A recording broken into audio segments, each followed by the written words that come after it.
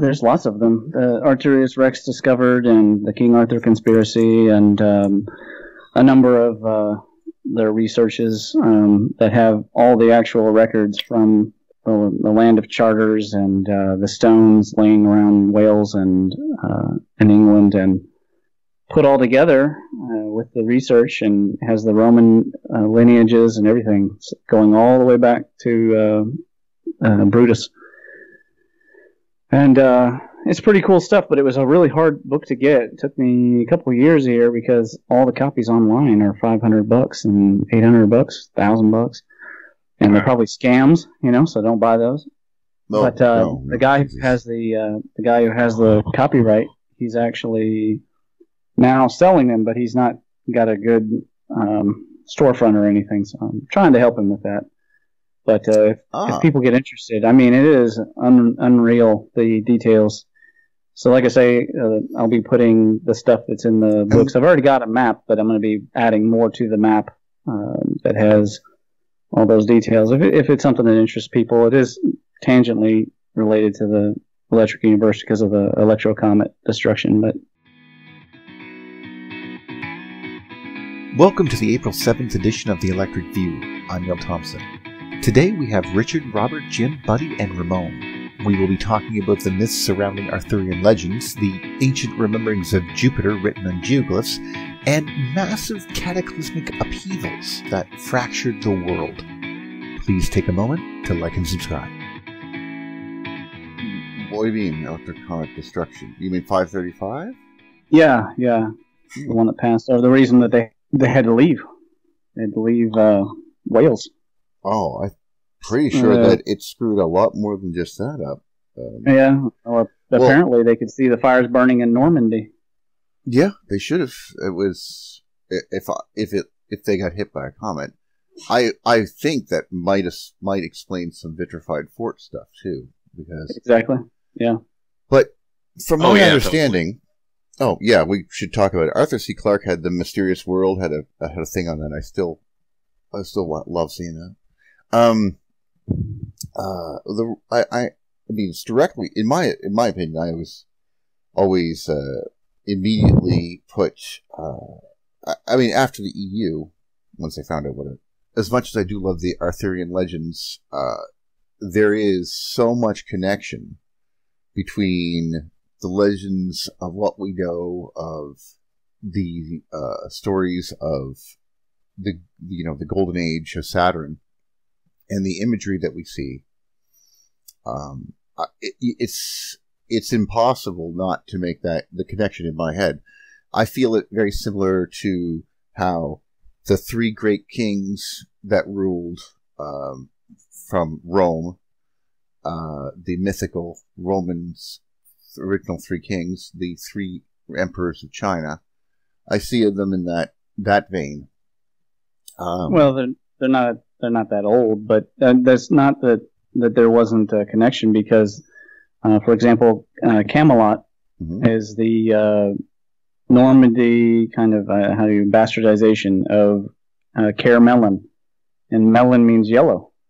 So probably now the hill had sulfur wells on it, but possibly it was chosen because of the cosmic hill motif. And then anybody that inherited the royal throne would have needed the approval. They would have needed the authority that was really common in Asia as well. To actually inherit the authority, they would hand some kind of object or some kind of weapon, which I think probably goes back to the age of the destructions and the weapons of the gods. I think it goes even. Sorry. But the lineages in here, they're, like I say, they're all on stones, and then on the side of the Bible in the land of church. So you can actually still go to the church and see these notes on the side. And there's Wikipedia pages for Arthwip op Moelrig op Turig. I mean, these people are well known that they really existed. I think the difference here is instead of searching, random places in England that have been romantically, like they've been put into the fictional novels, which we know they're fictions because they were written in the Renaissance. Mm-hmm. These guys, they just followed the stones and started finding earthworks that had no names and hadn't been excavated. And in fact, some of them have been actually, since they wrote this book, you can go on to Google Earth, and they are now neighborhoods and stuff. They plowed them over. Great. Which is sad. Yeah, I know, but it is what it is. So, anyhow, Ramon, if anybody gets interested, I can get you to the guy. I have a side question for you. You do a lot of research, and I can hear it, from your voice and stuff, and you got a lot of papers. But I was curious about John Dee, if you might know, and what you might know about John Dee. Yeah, I mean, from what I've read, he was kind of a charlatan. I mean, it's pretty well known among anybody who studies alchemy that to turning lead into gold was a euphemism. Mm-hmm. But he took advantage financially of his patrons who really thought it was possible to do these things. And then he did maybe some legitimate research in the vein of, like Newton, but the difference between him and Newton is John Dee was mostly a charlatan.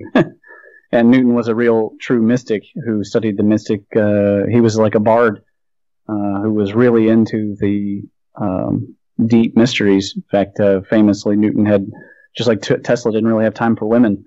He just he did his work. That's all he was into. He did optics and mathematics, and he did everything.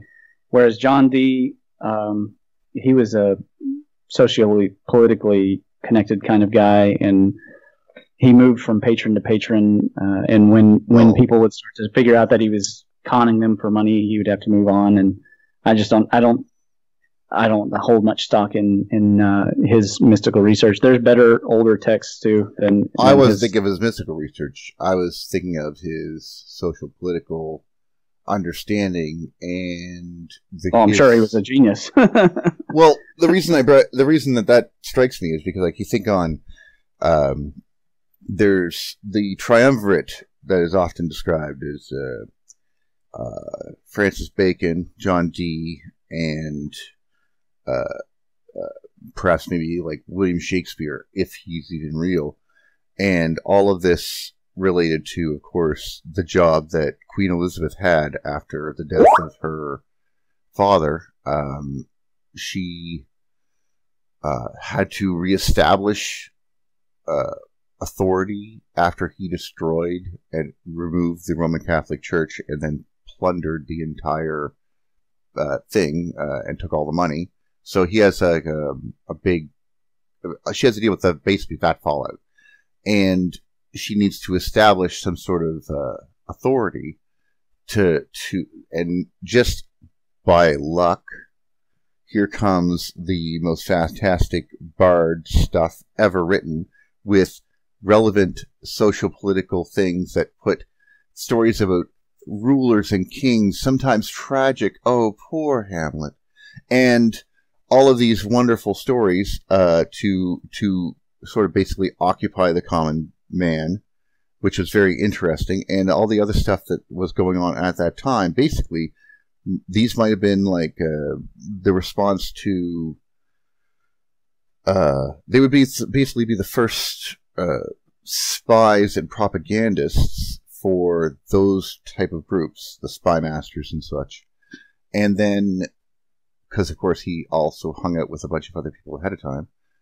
And so he could inform on, of course, Elizabeth, or let Elizabeth be informed for her. And then you could imagine that they had to deal with all the fallout of the masses not being, unruly, that kind of thing. And then, I mean, I see a potential there that, this would have been like why the what were they called? The Jesuits started doing propaganda to counter that. And of course, that I highly doubt, I'm going to be honest with you, that they were the first of either spying or propaganda. And I'll give you an example. Clearly not. No, I mean the word's late invent. A lot of people here or everywhere, even actual trained ninja, think that ninjutsu and the art of the ninja was invented in Japan. But there's a line straight out of the Art of War that tells you how much the spies cost. And if you go and you read the it has a long name. It's a ninja text from the 1700s. It tells you straight up that the Art of War talks about the use of ninjas in China all the way back in 400 or 500s BC.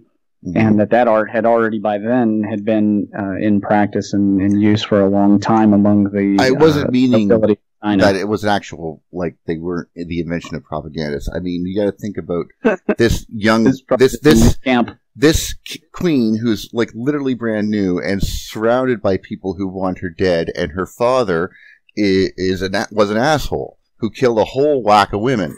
There's no love here. She had a big problem on her hands, is what I meant. Oh yeah. So I mean, I know that she had to be smart, and she was a wily bitch. She was very intelligent.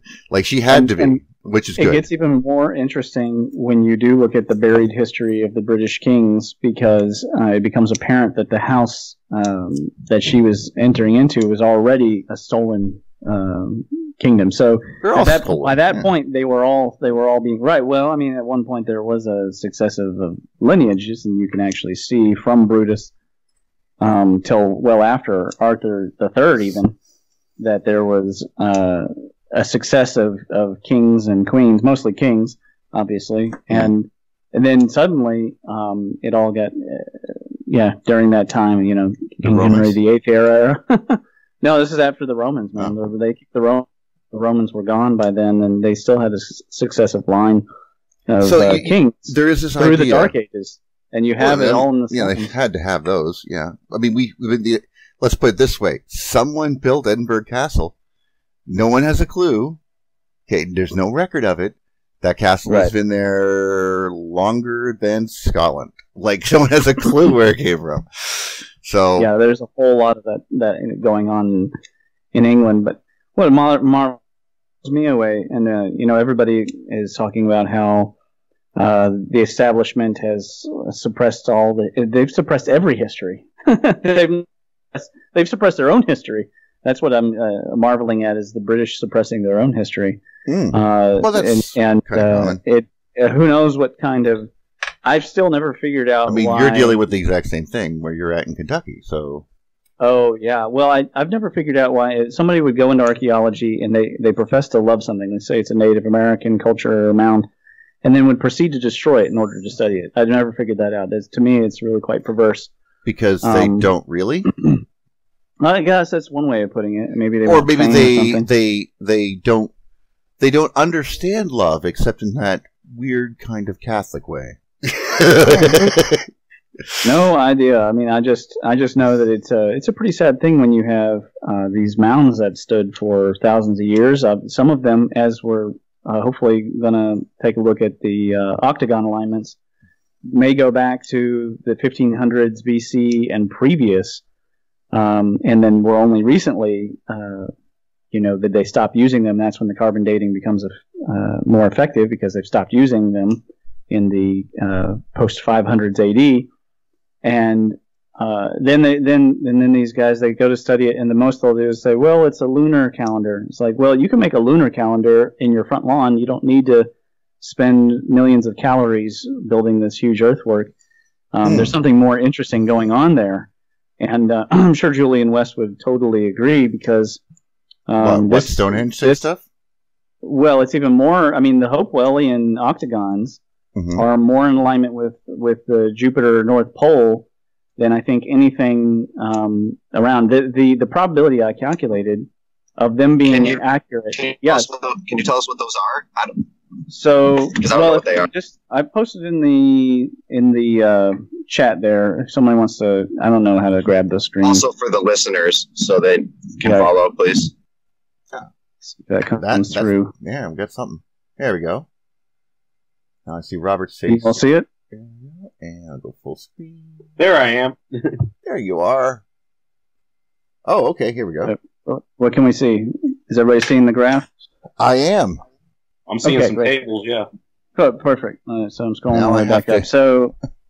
So when I wrote the plasmaglyphs paper, I included it, and I just mentioned it in passing that these new IR scans from NASA JPL of the North Pole looked a little too familiar in terms of the strange octagons that are at not only at the Hopewell, but actually they're now finding them in the Amazon.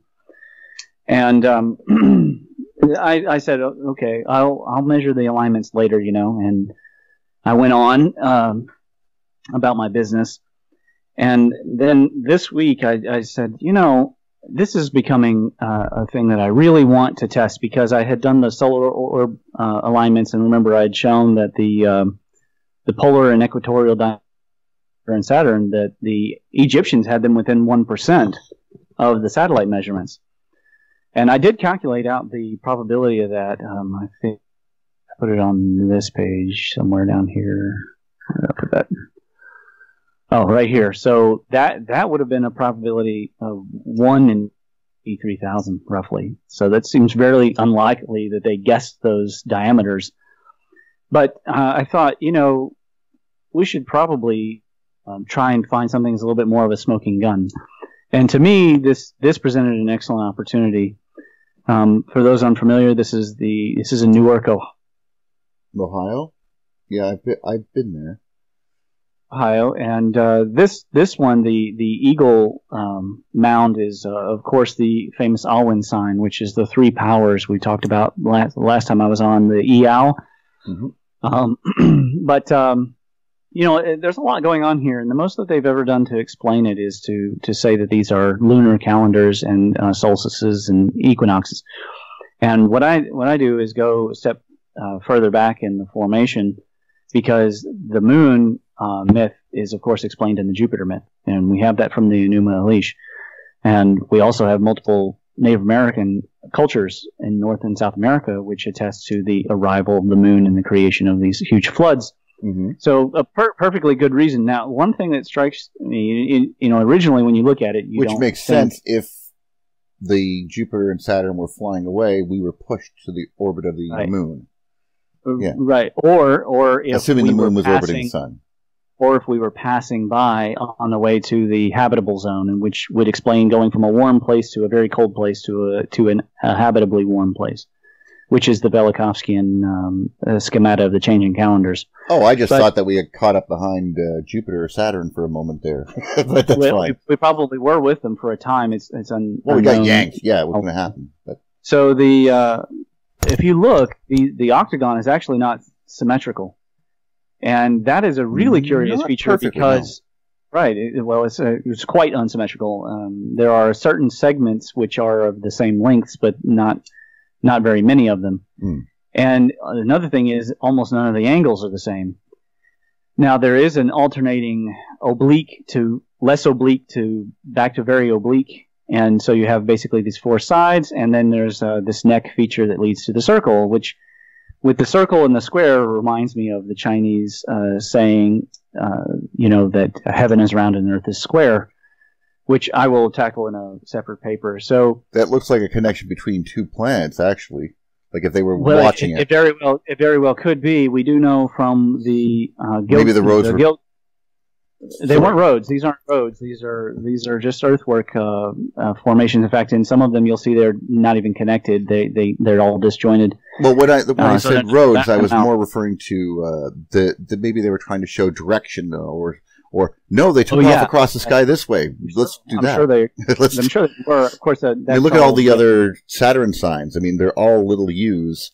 They would be like they'd all stand there, and the Saturn would have been probably northwards Of course, you know.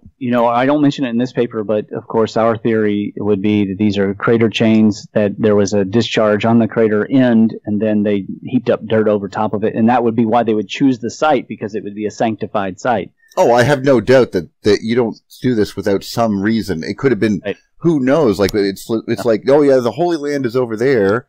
You know, right.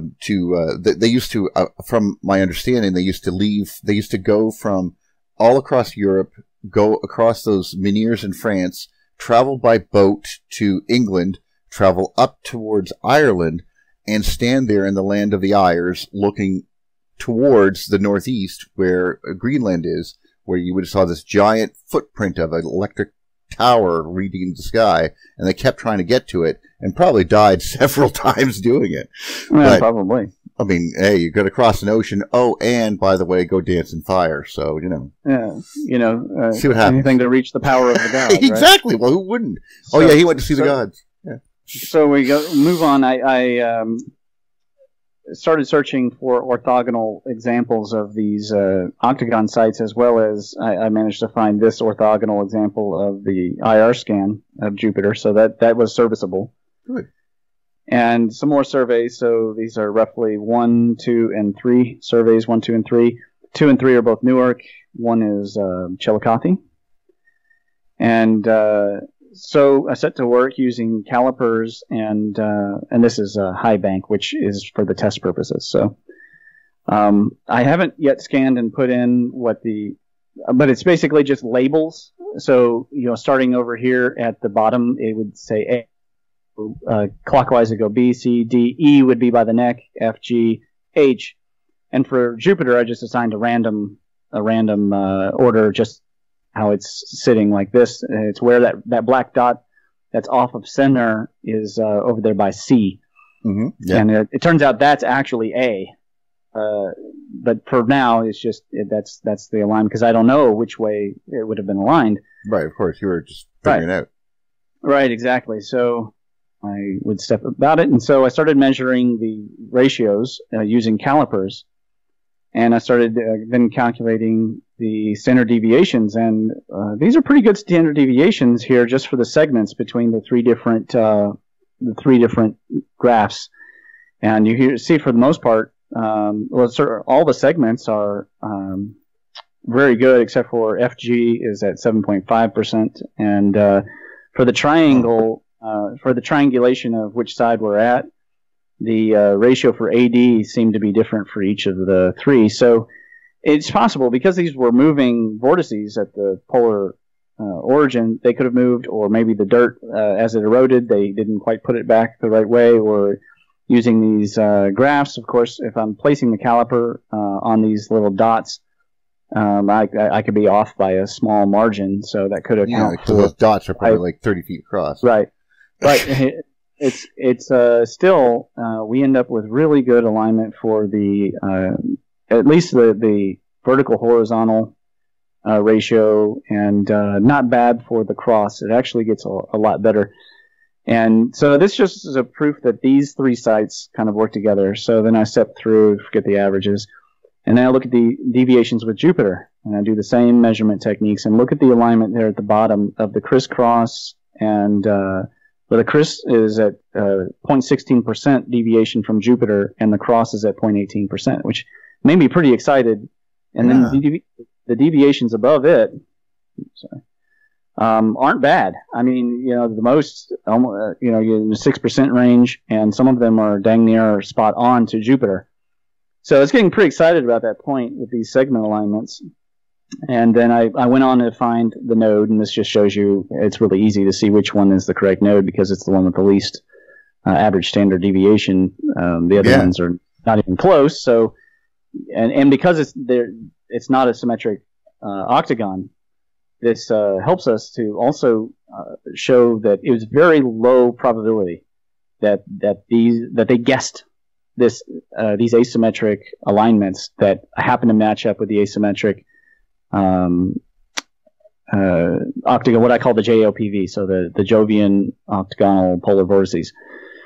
So then I move to the angular ratios. Go ahead. Ramon, do you think that those are actually real those pictures when they came out, I couldn't believe it. Honestly, I don't. Octagonal vortices. Yeah. So well, if they're not, then NASA unwittingly did our job for us. Yeah. And not only that, but the South Pole. I'll go back up for just a second. If you notice, the South Pole conforms, both the North and the South Pole conform to the Bagua and Wuxing. So there's your 5 phases, and there's your Baguas. So you have now an origin, and right about the right time in human history for these Chinese metaphysical schools, which were independent schools, right? The school of the Yin Yang. We could have seen the top of one of these planets. We could see the bottom, but we couldn't see the top. No, it depends on how. If we were slung off of Saturn, we could have gone heads over heels. I don't think we changed our momentum. I don't think we changed our angle, but it is. I'm not talking about our tilt. I'm talking about the trajectory that we would have been launched at. Yeah, the idea didn't escape me that because Jupiter.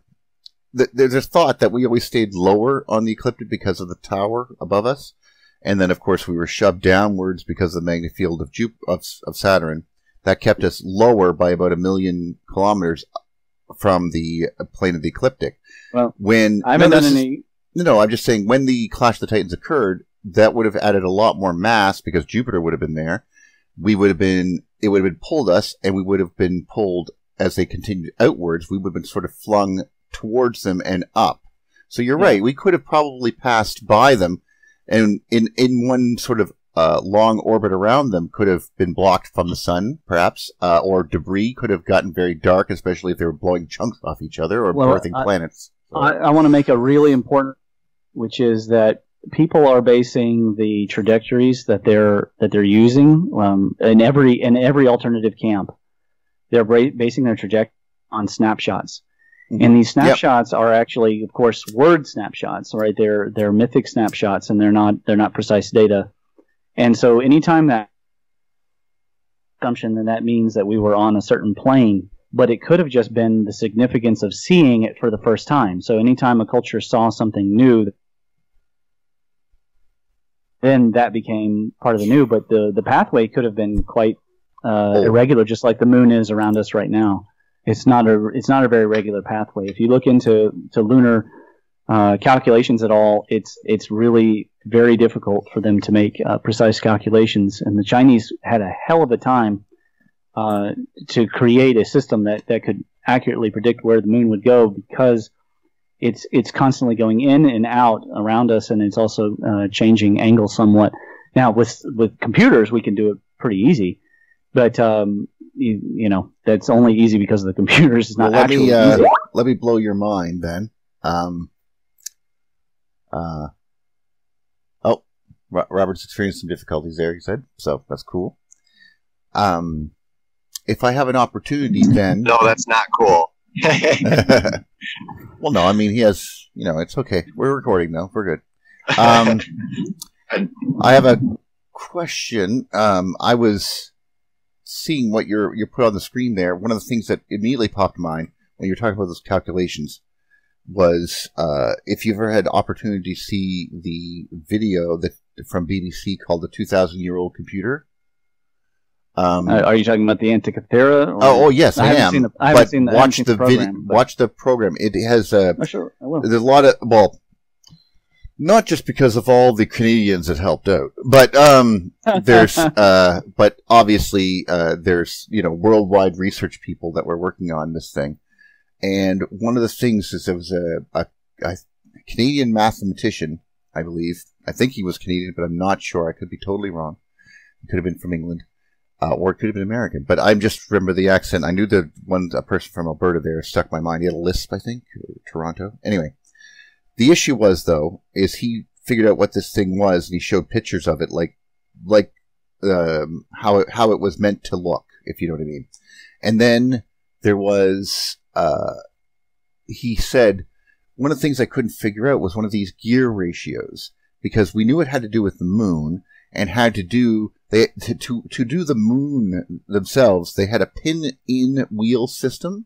So they had a peg that would move each of the two gears that controlled the moon actually were off center. One was bigger than the other, but because the pin was in it, it would push the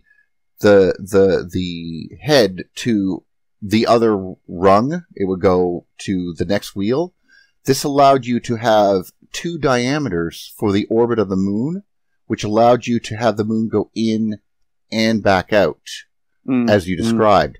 And to do this was a calculation that was required. And when he was using teeth as the base gear, obviously, for his whoever invented this, but they have a pretty good idea. And when he did, he said, I thought, okay, well, it's too big if I use this number, 54. It's too small if I use 53. All right, I'm going to put it a thing with a 53.5 gear. You know, that's impossible, but I'm going to do it. So he puts it in, and it comes out perfectly to 9 places of decimal, the exact orbital length of the moon. Exactly, to 9 decimal places. Yeah. So what he realized is he just suddenly smacked his forehead and said that 54-tooth gear actually had to be divided. It was actually a 27.5-tooth gear. We're using another gear to kick it up.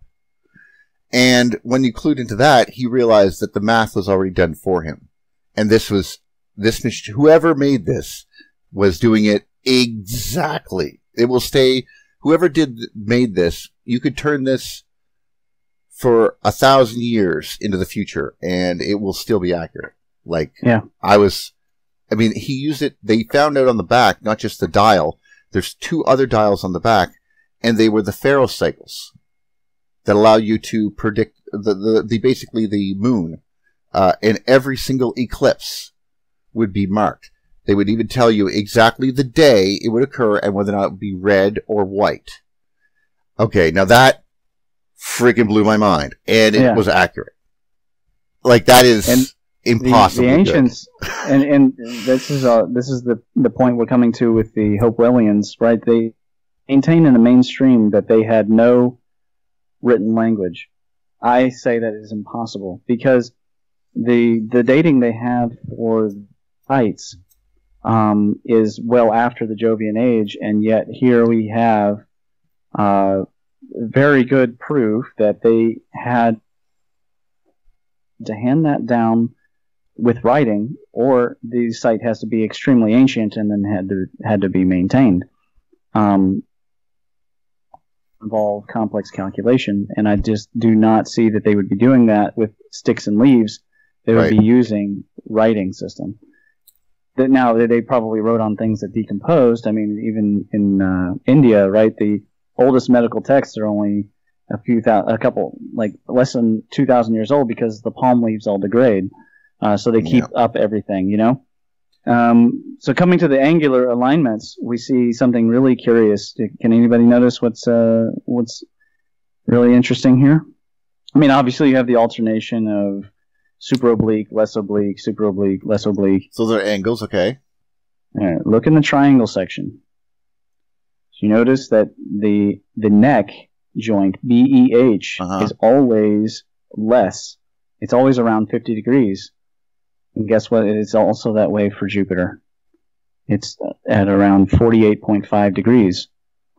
And so you end up with this situation where not only are these angles pretty well aligned, the standard deviations from all the surveys to Jupiter are mostly high quality here, with only a couple of them being over 10%. The angle at BEH is always acute and always near to 50 degrees.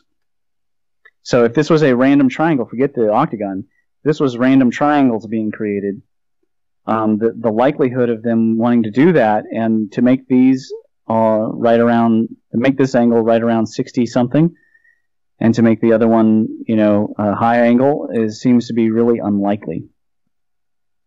Well, really unlikely. I'm trying to think about how they would have been. They would have been like, this is happening above their heads. They would have seen this god displace their peaceful, loving god. They would have seen Mordred come in and kill King Arthur. This is my story I'm going to tell you in a minute. So, we're watching this play out. Which isn't how he died, by the way.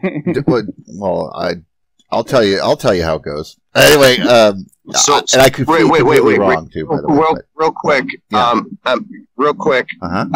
So what you guys are saying, in layman's terms, or just basically, because I'm trying to understand it, and I'm sorry. We're doing totally blunt. Yeah, this is brainy stuff. Sure. Long story short, the angles of engineers talking. Yeah. Long story short, Saturn passed over the Earth. Is that what's going on? We were watching. Basically, we were discussing the fact that they have an earthwork that looks similar to the bottom pole of Jupiter. It would North Pole. And an earthwork is similar to like the Stonehenge, something like that. I apologize. Earthworks are similar to Stonehenge. Yes, instead of made of stone, they're made of earth. They're piled up in ways to define it. Ohio is notoriously filled with these things. In fact, one of the largest pyramids in North America is in Ohio. So it has an acreage on top of it, like 1.5 acres or 2 acres on top. So that's how big the pyramid is. So, and it's Ohio. Go visit. I'm sure that they would love the tourism. So I'm driving through it today, actually. Through the pyramid? That's illegal. Those are ancient structures. You should not be driving through them. Where are you driving? Ohio. We're coming up from Virginia right now. You claim to respect Ohio. it. You're just like those old archaeologists destroying everything. No, I'm just kidding. Anyway, yes, but definitely, I've got a chance to only see one. But if you get a chance to actually go, I don't know if you'll be able to run all the way to the top before you ran out of breath, but I'd love to see a picture of that. So these earthworks, they were piled up, and we know this from the Cherokee myth as well as the archaeology. They were piled up using baskets. They were done by hand, not by wheelbarrow, and not by shovel. And we are enamored of this because of the volume. These are the largest earthworks in the world. They are not as great in size as the Paracas, but they have more volume inside of them. So in terms of volume, they're the largest earthworks in the world in the Ohio, Kentucky, Indiana area. And these earthworks have never been adequately explained as to the reason why an agricultural or a hunter-gatherer society would bother to create something so large when obviously they could create very small mechanisms to do all their work. This is sort of like Stonehenge. The argument that it was only a calendar is kind of ridiculous on the face of you can make the same calendar with a bunch of stones, and if father passed his son or king to prince or whatever you want to, however the scheme, you could just pass on the knowledge of how to place the stones and you'd keep up with that. And it reminds me of in China, the king had to constantly send out astronomers to determine when the weather was. And that's a Velikovskian point. Why would farmers not know when the solstice is going to be? Because things were changing. Yeah. And they were changing. They were not dead, but they're changing. Right. They were changing and maybe even a little bit, quote, out of order according to the Chinese text. So the Hopewellians, or the Leguians is really who they are, had good reason to spend the calories and the time on this, and it would have been also a sacred duty. It could have been a destination, a mecca of sorts for Native Americans. Stonehenge itself? Okay, we're talking about this. Yeah. I would say there's good evidence already that Stonehenge was a mecca of sorts. But here, this one may have drawn people all the way from the Carolinas up to Michigan, because we have evidence of the Adena Hopewells engaging in trade with the Floridan tribes and the Michigan copper miners, and well up into Canada, and then all the way down to Louisiana. Of course, everything below the Ohio was called Florida, so it was kind of a general term. A general term, yeah. But mostly it's the Carolinas that we see the actual stuff coming from. And what Canada? You know where Canada comes from? I do not. It's probably a native word, right? It is, of course. Yep. It's one of those wonderful things that we had to be forced to. Well, I shouldn't say forced, but basically in Canada they gave off heritage minutes. They would do like little 1-minute shows just as a part of Canadian history. So, and of course, it sparked a lot of not controversy, but people talked about it because Canada sucks. So at least for TV. So the point was, at least then, they had these little things, and one of them was how they were it was I'm not sure his name, but it was Samuel de Champlain, I think. And I think it was Samuel. And they had this, and he was like, they invited him. He goes, we're going over here. The Indians were basically said, we're going over here to our village, but the word for village was Canada, so we're going over here to Canada. And and it was like Canada. So they were like, and so he goes, yes. And he goes, no, I understand him completely. This nation is Canada. This is where we're going. And it's like, the guy, you can see the sighing of the person beside him, like, oh, you fucking idiot, because even back then it's like, I'm taking this Lord Samuel de Champlain out across the thing. Yeah, okay, this is gonna be great as long as France is paying for it. That's fine. Go find out everything. Well, I remember that Heritage Minute very well, and I remember the guy that was standing beside Samuel Champlain saying, "But I think he means the village, sir." Yes, exactly. All right, guys. I just pulled into Ohio, just crossed the state border. Where are these Stonehenges at? Well, the works that we're looking at are mostly in central Ohio, so you got to keep going. But you might consider stopping at the Great Serpent Mound to go see the Venus. The Venus Mound, yeah. So okay. I'm passing by these graphs because they're not. They're just more of the same, just in visual form. Well, let me just answer Buddy's question that was actually started this thing. What the hell are we talking about? So and we didn't really get to it, but basically, and we just had that little debate on whether it was a north or south. And so let me just be perfectly clear. It doesn't really matter if it was north or south. What matters is that long ago there was this idea of the black cube, and some people think this black cube idea was the bottom of Saturn being worshipped from people who were looking up from the bottom. Now, these people probably were half burning out their eyeballs doing this, okay? Because it was at the time glowing, so good on them. But still, thanks for your sacrifice. But the point is they thought that they could see a cube in there. It was probably the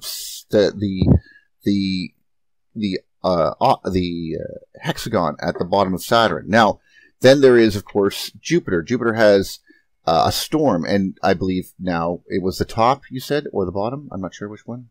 Well, again, the North Pole, it was, which one is this one? The North Pole has the 8, okay, with the 1 in the center, and the South Pole has the 5 with the eye in the center. Perfect. Okay. So, then it would be, and of course, we don't know what they were doing at those times. It could have been reversed. Who God knows. It could have been 500 years in between. Yeah, who knows? Exactly. We don't really have a clue.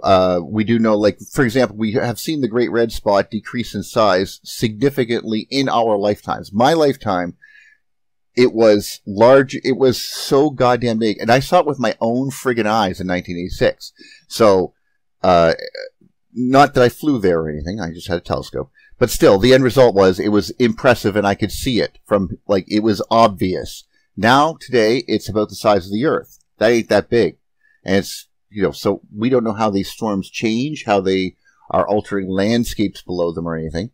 But back to the earthwork, it appears that just like the Jewish people began to worship these, or I shouldn't say Jewish, it was Masons. You brought up Masons have the black cube idea that they worship, and then of course the Muslims going around this big black cube in Mecca. It could be related to this golden Saturn thing, the first god. Of course, Masons also worship or seem to worship Saturn, which would be, in some cases, seem like Satan, but obviously because he's the bad god that was before this nice god that we have now. So there's different takes on that. But well, yes, here's Lucifer is the morning star, and it says so in the Bible. Well, of course. And we all know what the morning star was, which is Venus. Right.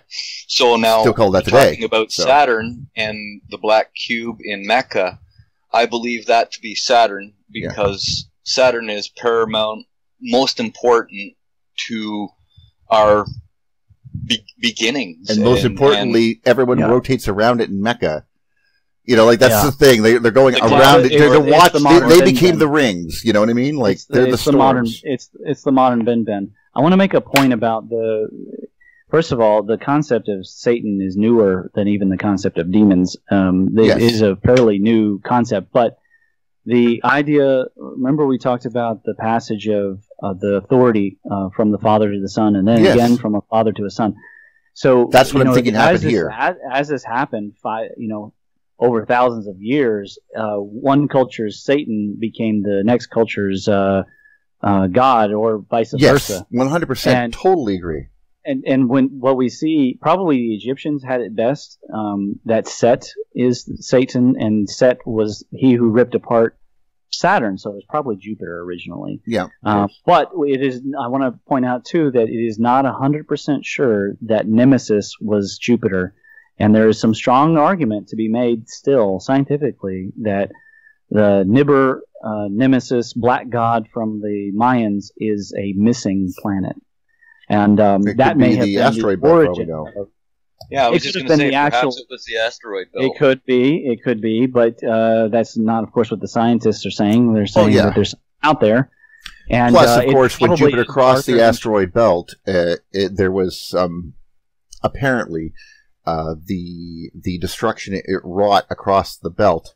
We've talked about this on the show before, that the belts themselves are basically, if you think about it, far away from it, looking down from the north, you see a ring around the sun, but this ring is of each one of those rocks is electrostatically charged and has a shell around it connected to the rocks that are near it, and this forms a lattice around it of plasma, basically. So the moment you cross that boundary with a planet like Saturn or Jupiter and Saturn fighting, for example, apparently he shot lightning bolts to a whole whack of them right across the where he passed. So this idea would be, he would have basically made a ring current around the sun, if you understand my meaning here. That's not something that's amazing, and that's actually kind of scary when I think about it. So it is a little scary, but it's also important that we remember there are two large sections of the main asteroid belt, and there are two other asteroid belts that are on oblique angles that do not align with the main asteroid belt. So there are multiple gods that died. We know that Balder died. Balder is one of the Norse, if I'm not mistaken. One of the Norse, yeah. He was murdered accidentally by his brother Hodor, and then Hodor was sent to West. Well, Hodor held the door back when the whites were coming. The Night King was stopping at the door. The children of the forest lay dying, and then Bran ran out and was being drugged by Mira, and they escaped, eventually, obviously, getting to Winterfell.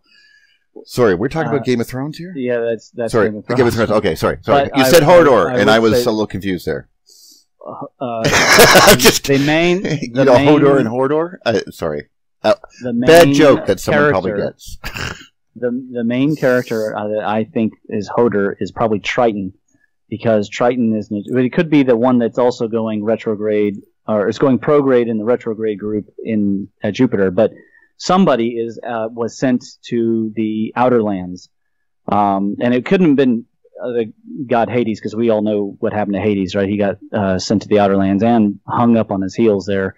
I wonder if Persephone is Charon in this case, but it may be. It's hard to know. Or Mercury. Exactly. She could be because. But Triton is a really I think Mercury is very, very obviously Hermes. No. But you got to understand that sometimes the stories we have of these are sometimes, for example, different versions of the same god from next few valleys over, if you know what I mean. So, and they get amalgamated underneath of the thing called the Iberian Peninsula called Greece. And all these stories get shared because they're generally contained. So, but the stories are always slightly different. So there's Hercules and Perseus or whatever, that type of thing. So I was always wondering about. I haven't looked deeply into comparing Heimdallr and Mercury and Thoth. You're going to love Julian. But I would say that it seems unlikely that the Norse version is directly influenced by it'd be maybe secondarily, but the stories around Heimdall are really quite different than the Greek and Egyptian Oh, stories. well, also they're much from a closer The one point thing of they view. share in common is that he's the assistant of the Zeus Jupiter character. And so when we look at Mercury, the moon, and the Galilean moons all have a very similar type structure. I know their geologies are different, but they seem really similar in terms of their formation. They seem very rocky and covered in craters. Mm-hmm. And Heimdall is the god with 1,000 eyes or 10,000 eyes, and he has the etc. That's a good so catch. it seems very likely that's the planet Mercury, and I think we've maintained that really accurately over the years. But the question is, where did the reason I brought up Persephone was only because sometimes she leaves Hades from the underworld and comes back, and that is that back and forth messenger of the gods motif. That's just my thoughts. But yeah, I that. So anyways, you see what I mean? Like you're like, oh shit, yeah. There are these chunks of rock definitely, and I maintain that it may be possible because there are planets out there. There are exoplanets we know of darker than charcoal. If they're made of condensed matter, it could be that they're not reflective. That's true. They could be hidden. And this black god could be the Nemesis, could be Nibber as well. It could still be out there. Is it? Well, there was some talk about an evidence of this movement that Uranus and Neptune's movement indicate the possibility in a certain area of space that there might be another planet. Yeah, exactly. And which would not surprise me. So it wouldn't be surprising, and it would co-align with a lot of different myths. But we are getting beyond the Jupiter's particular purview, I guess. But well, let me finish now. If I might be so bold, I just want to finish up then. So basically, we're talking about Clash of the Titans, the fight in the sky, when these two plasmaspheres of these two planets likely interacted. The old god that seemed to be stable for quite a length of time that was the big eye in the sky guy. And then Thor, or Jupiter, or whomever came over and go, and the whole thing went flying. Water balanced across the Earth, likely, at least in the waters above, would have been a large aurora. Rain, so to speak. Let's just say everything dying, and the god washing the Earth clean. And then here we are. And then repopulating us, weirdly enough, throwing stones over his shoulder to repopulate us. And that also though, these earthworks would have obviously, I mean, it might have been one of the first things made after the destruction. Yeah, I agree. And it would have been a reason to spend millions of calories and to really risk life and limb, collecting dirt in the middle of the forest and clearing land. And well, actually, the possibility exists that half of this might have been actually like if we think about what that flood would have done it would have come from the north down across, still a lot of tundra up north in Canada. At a certain point, it's much more habitable, obviously close to the Great Lakes. That idea that there was fresh water there, that maybe the flood did not drastically affect them because they were in the center of the continent, as opposed to because the oceans were completely on the other sides. When they balanced and destroyed everything on the coast, great, but they're still sitting there with an ice wall in front of them that's now melting, and they're not dead. So this would have been something they would have saw well after the ice. I mean, we're talking this would have been 7,000-8,000 years after the ice. If we're calculating correctly. Well, it depends on the story. This is the thing. There's Saturnian. Sorry, but I'd like to take the Bible literal when it says the heavens opened up. Mm-hmm. I believe that a lot of water that was in the connection between Earth, Mars, and Saturn and Venus. Yeah. A lot of it made its way down to the planet Earth. We have. There's Saturn nothing wrong with the heavens would have opened up either theory, whether or not it's space water or if number one, this water. This is where I might as well do it now since we're right here in the middle of it. I was going to save this to the end because this is but here's where I did not miss this idea. Obviously, the burning god, the boat traveling across space. The Krishna or the body of Osiris. Okay, those are all Saturnian death things. We do that with Vikings, burning the boat on the water type of stuff we're talking about here. Now, King Arthur comes into mind. Now, I see that connection. Okay, so here we are. But then we're also Sword from the Stone. So we have the Irish cross above the North Pole, red pommel, perhaps on the hilt. This sword is then pulled from the stone, which would have been, in some cases, it's the back of a turtle, the back of an elephant, but it's just a large cloud bank. But the god, Saturn, pulled this from the stone. This is showing his right as king. These are the motifs that I'm seeing, and this, of course, lends to Lancelot and Guinevere, Mars and Venus. Those are French inventions that they don't figure into the Arthurian myth at all. Oh, that's just no. Modern day. This is just obviously. I'm not really worried about that because they're obviously harking on their own connections, their own archetypes. Exactly. Yeah. So I'm fine with but there are still some harkens to that. When you mentioned golden or yellow with Camelot, and then I was like, oh, well, of course, ambrosia.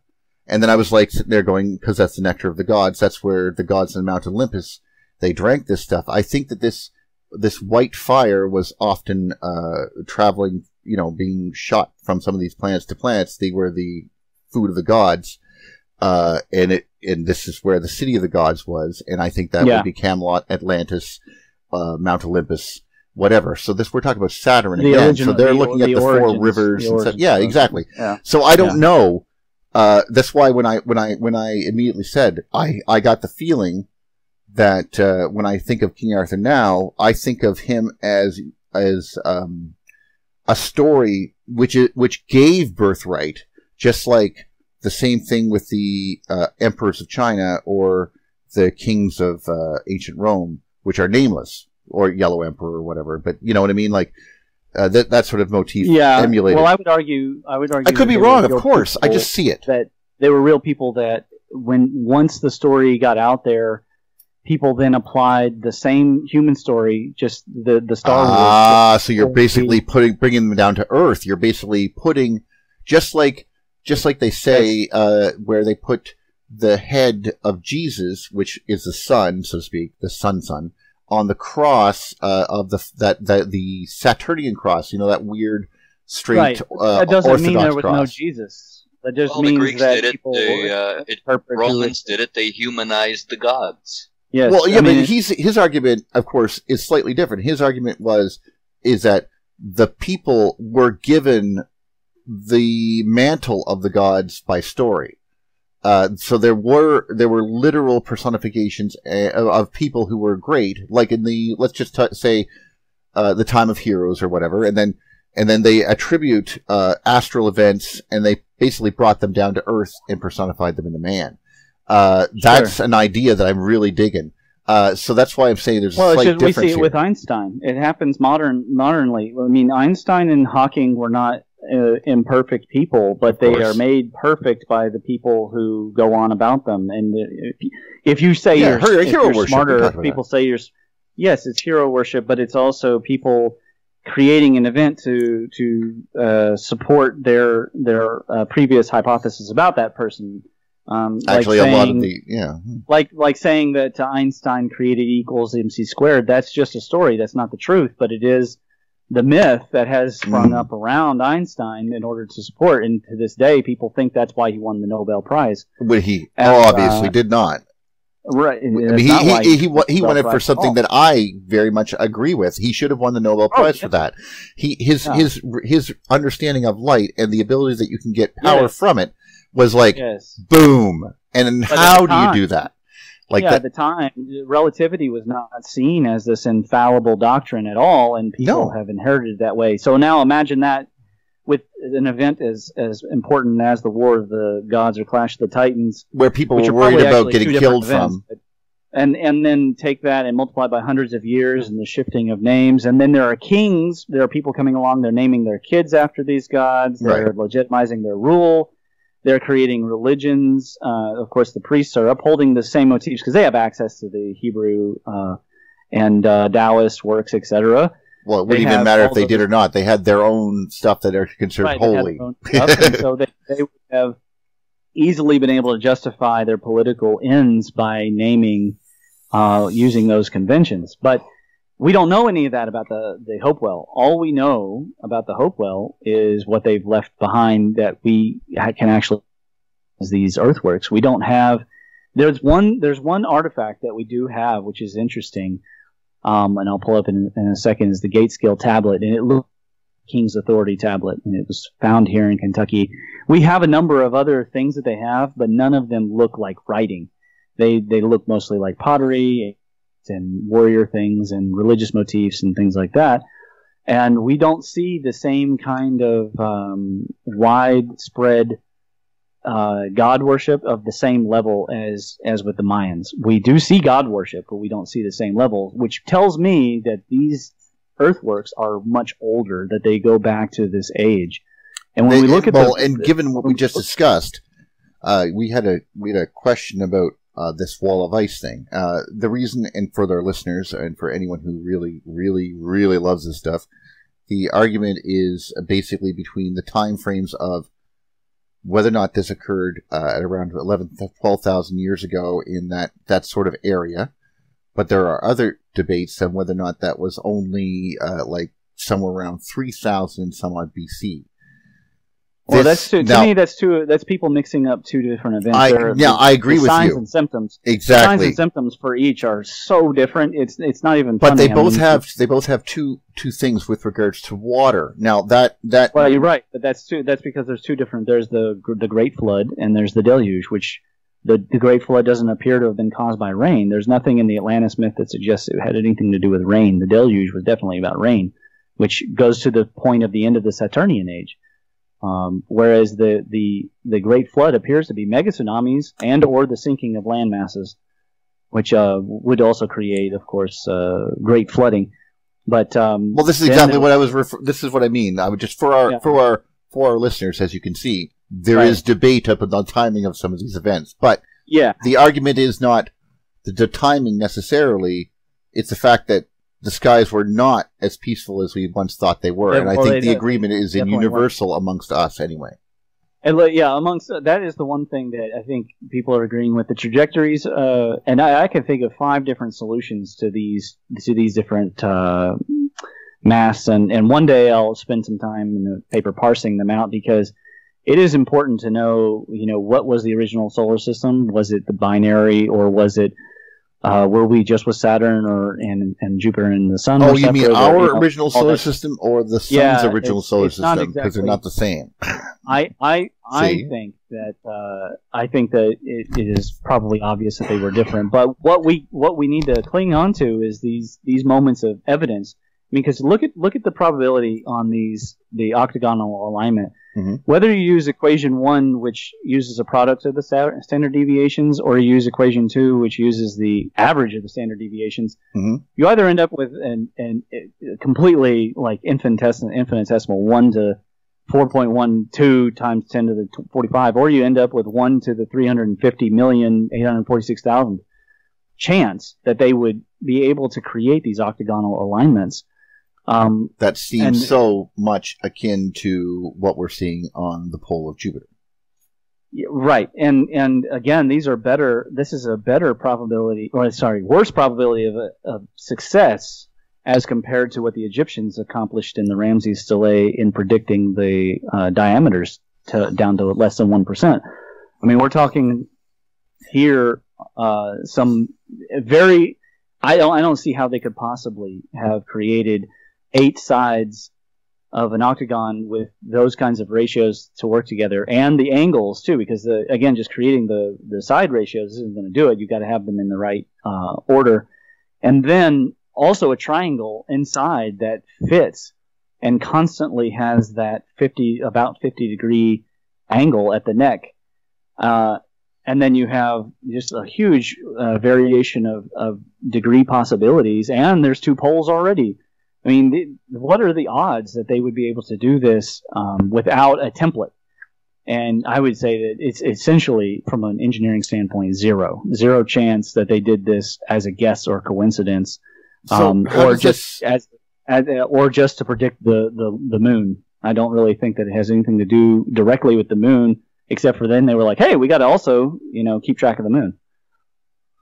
Well, I am reminded of the cylinder seals of the Sumerian cylinder seals, specifically the one that had the planets on it. I was wondering, just out of curiosity, is there a relationship there? I haven't. Now I'm very I haven't considered. looked at any other octagons. What I would invite people is to take these results and go find octagons. If somebody wants to do the Amazon, and if somebody wants to look at you have to look for these asymmetric octagons because they are. Do an Amazon. How tall is she? Why did we talk about? I'll pull it up. Oh, by the way, guys, thank you for being so patient. When I was here, I heard it ringing. I was like, "What's going on?" Basically, I was coughing because there was I found some mold on my windowsill, and then I was like, "Oh God, I can't sleep in there." So it's okay. No, I was just like, "Oh my God." So anyway, I went and crashed out on the couch, and then I was like, "What is that sound?" Because I completely forgot my phone in the other room. So anyway, thank you so much. So Ramon, yeah, we're headed there right now. Turn that off.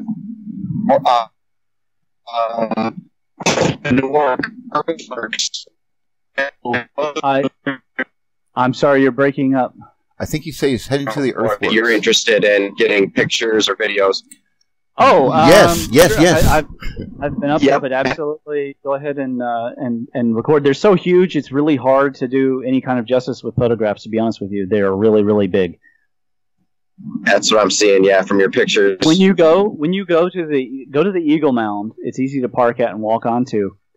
Do your best the asymmetry of the Eagle Mound, because the signs there, they have it looking like a turkey foot with symmetry, and they say there was like a little hut on it and stuff, and it's obviously the asymmetric glyph that we've gone over with. The two branches coming off of it they're not connected at. Oh, okay. Key reasons I did the plasma glyph paper is because they are missing. Whoa, the square Mandela thing in the middle. That looks crazy. Oh, that's the Amazon basin. Okay. Yeah, this is the Amazon. You freaked me out there. I was like, oh, we can see these there. Oh. And so these octagons, they do appear in various places. I'm sure that there are more of them in the world than we are aware of. But these are, at least these two different places, disparate places, the Amazon and Ohio, and then, comparing with the probabilities from Egypt, and if we could find the octagon glyph in Egyptian, that would be amazing. But between these and then the polar diameter ratios, we're going to find really good smoking gun evidence that people could actually see. The only way I could get around with it is if they, on top of some kind of earthen pyramid that is gone, they were creating the same kind of convex mica lenses that would have been down in the Mayans. But there's no indication they had any kind of mica that large here in the Ohio River Valley. The mica that they had appears to be small and ornamental. So how would they be doing these measurements? And still, they would have seen these poles on an oblique angle. They would have had to triangulate. They would have had to use trigonometry to calculate the correct distances for these segments, because these segments are way too well aligned. And I was able to use in the next section to actually predict how well high bank would do, and it didn't do too bad. I mean, it didn't have as good an alignment. It wasn't at 0.17%. It was at 3.89%. But these are pretty good. Out of 11 constraints, 6 of them did well. And most of the ones that it didn't reach the constraint, it was just because the standard deviations were so tight. I mean, like here you've got a standard deviation of 4.85% versus 4.5% if you take the average deviation and give a 5% bump. But most of the time, you're getting alignment of high bank with both the other sites and with Jupiter, which again, they're different sites. They were made at different times, and this could only be planned. the rest of this is just more calculations and such. And then I just spent some time overlaying, so you can see actually Chillicothe and High Bank, and then the two Newark surveys. And you can see, this is the one I put up in the group, the Newark one. Here's the most interesting and improbable thing to me. The one mound in figure 21, look at figure 21, the one at the top, that mound is wandering compared to the other mounds. The other mounds are almost directly in the center. That one's wandering, and look at the vortex there. It appears to be the most unstable of the vortices. It does move quite a bit. Exactly. And so, it's amazing that we can even at all at this stage. This is a testament to the power of the Birkeland currents to keep the poles continuously circulating. Probably the red spot's decreasing because whatever connected it to either Venus or whatever caused it, that connection is probably very weak at this point. And actually, in my humble opinion, one of the things that we're noticing, just like in real life, if you were actually to build a ball that is a perfect sphere, so to speak, and then you submersed it in the Torella-like plasma, so you put it in the vacuum chamber, and you end up having something as wonderfully stable on the bottom as that you've depicted, you probably only would need to scratch the surface a little bit to make that the truth, because they're just talking about on the bottom of the pole. Now, the reason that the spot on a Great Red Spot of Jupiter is there is because I think that's one of the connections for the homopolar motor to connect to the ionosphere and the belts and rings of Jupiter. The same, basically, you have in through the poles, out along the ecliptic, which is, in this case, at the bottom of the Duracell.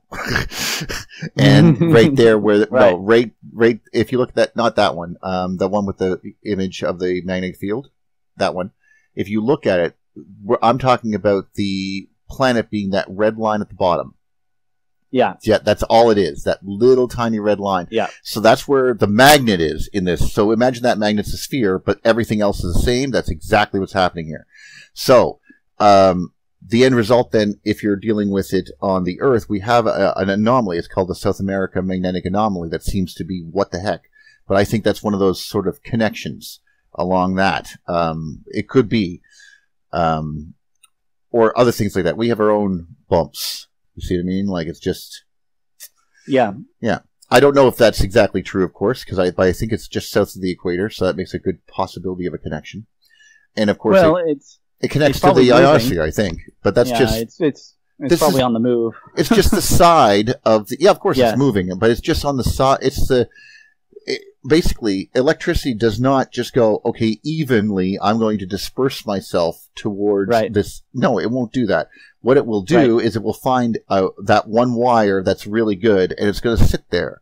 And that's where most of that stuff's going to go through. And that's what it does, in my opinion. And because that's just the nature of what you would... If you were to put it into...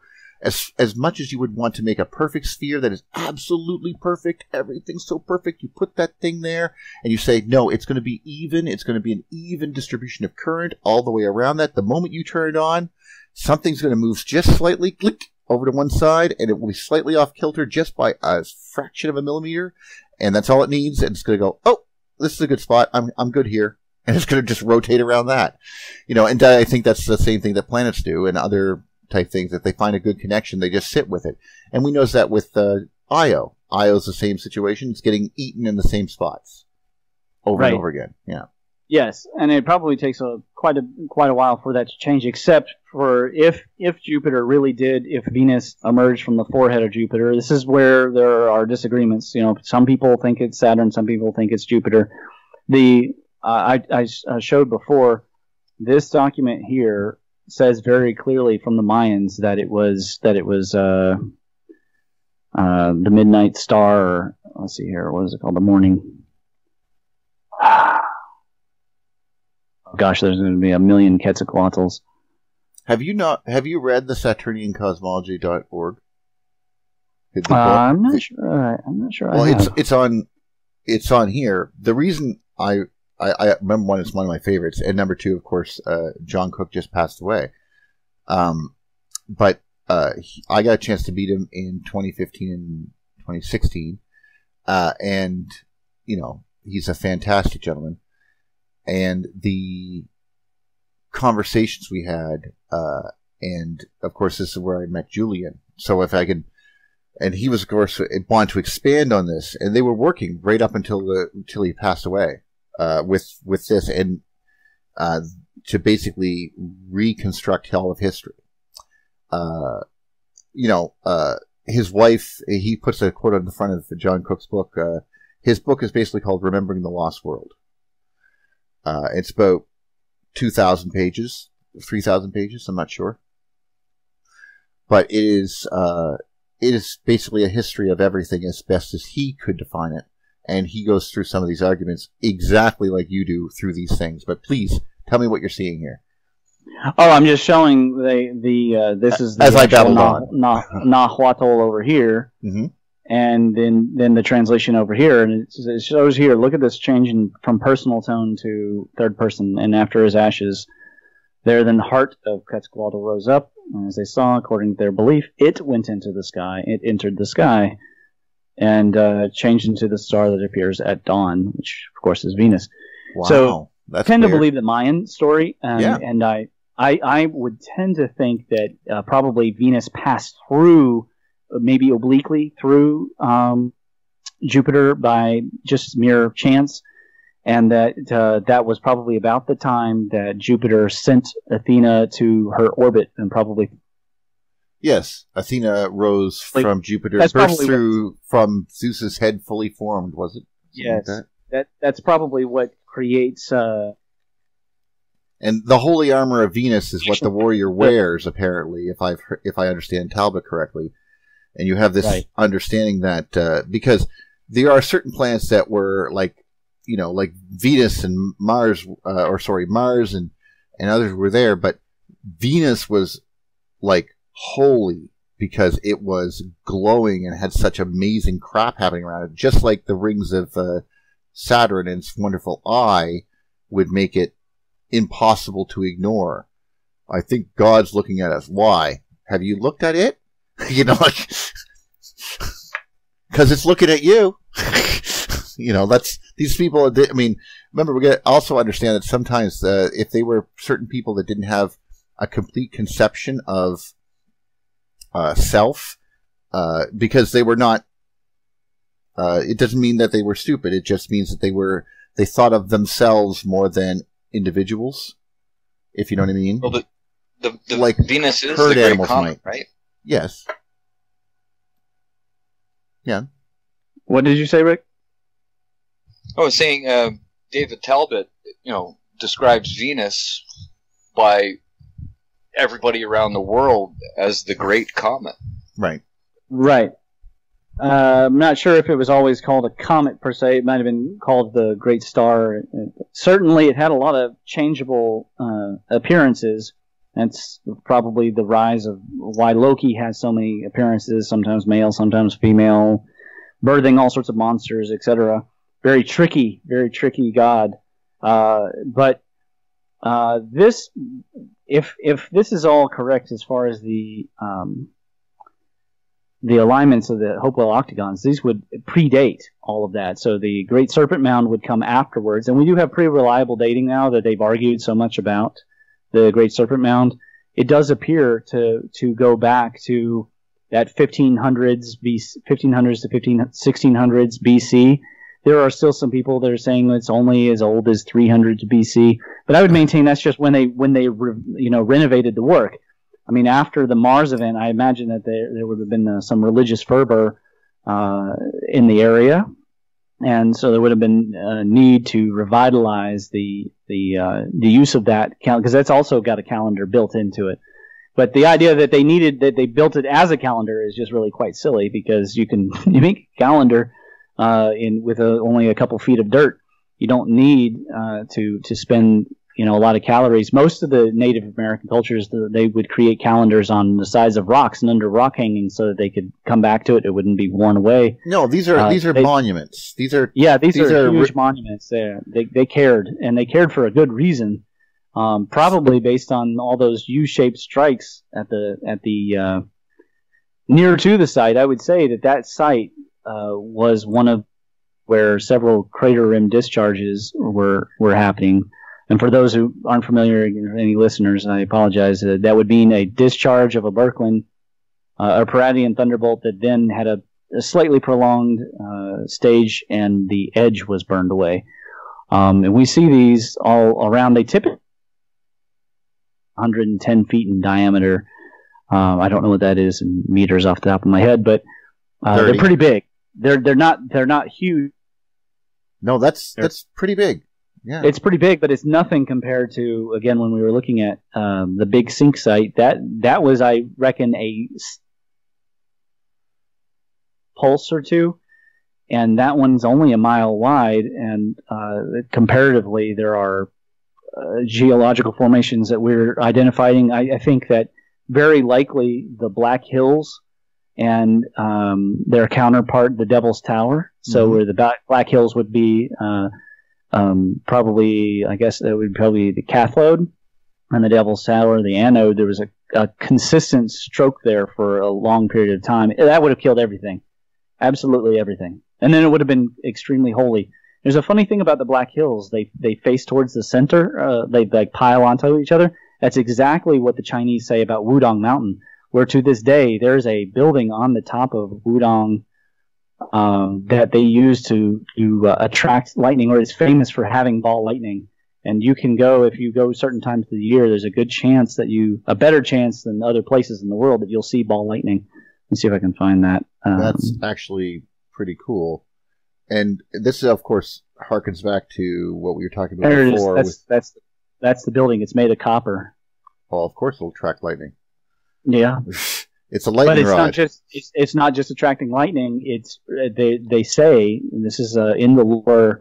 There's a whole documentary put out by CCTV about the Wudong religion. Of course, guess who the main god for it is Xuanwu, or Zhenwu, the god of thunder. And they say that the certain clouds will pass over without any lightning, and the building will glow, and then at night or during dawn and such, you can see little balls forming and dancing around. Of course, they say it's spirits, because of course they do. That's the nature. But that's not.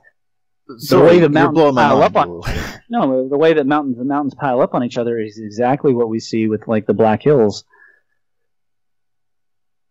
There's a diagram. Let's see if we can find Black Hills, and it just blows my. This is it. I mean.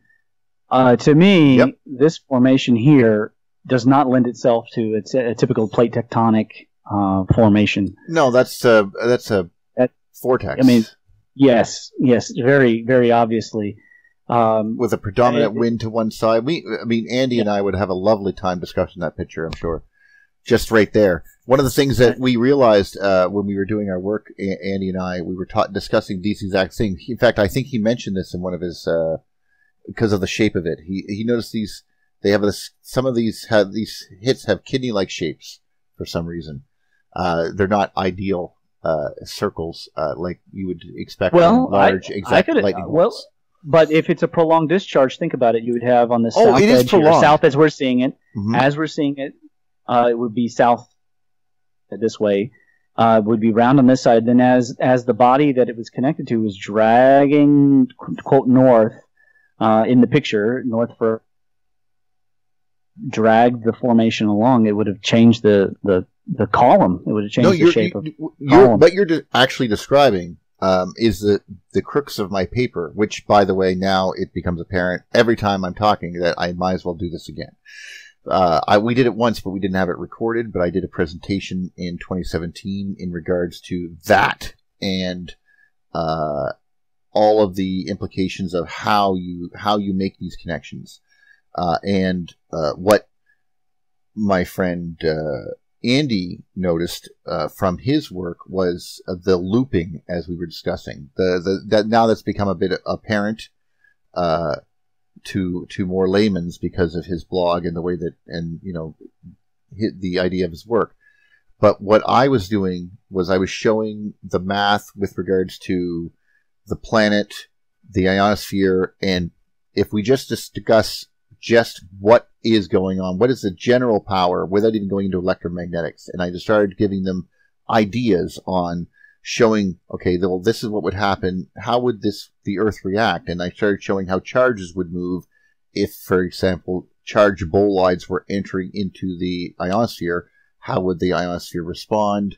And I showed different examples of how these connections would occur to Earth. One of them was describing, he just left right in the middle of my talk. My goodness. But anyway, I guess for those at home, we're finishing when we get to describing how the Devil's Tower was created, how these things were actually put up, so, and basically the forces behind it and how they work.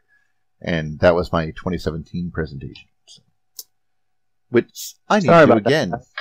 What happened there? It just I got booted off the network. Totally crashed. I apologize. That is quite all right, sir. We've all had our moments, and I was basically just I was pretty much done. I was just saying that was the end of at the conference. I had an opportunity to do that presentation and describe basically how a lot of these things were formed. Things like the Devil's Tower, for example, would be material coming down. And there would be a sizable amount of... The Birkeland current itself would not be just a current. It would be a pile of little tornadoes squashed together, so to speak, if you know what I mean. And they would basically be building from their cores, which is why they're all in hexagons. But we also see that we can get... we also see that in other places, too. Anytime there's conductive rock, you can get that magnetic constriction. And we start seeing that even in I think it was the Devil's, or the hills, the Scablands. You see these little hexagons, and the Devil's, or the Giant's Causeway, and even under Castle Edinburgh, there's these hexagons. But you can see some of them look like they've been knocked down sideways while being formed, which is also very interesting. Go, please. Could you share your screen again? Because I would like to see what. Or, yeah. Let's see. Oh, yeah, perfect. Okay. You're doing a great job, by the way. I'm going to cover up at the beginning some of the other things. Oh yeah, we were just shooting the breeze. Well, so, yeah, but we had a good conversation. I didn't want to knock that out. But yeah, Gunung Padang is dated up 26,000 BC. Yeah, and what's interesting is... You could just take 28,000 years at that point. we know at this point that Sundaland was a real deal, but no one's really adequately explained, other than the rise after the Younger Dryas, no one's explained why some of the land actually has sunk. We know that places like Doggerland sunk, and they found High Brazil, by the way, and it's exactly where it was on these. BS. No, I'm serious. Really? They attribute it to a little spot on the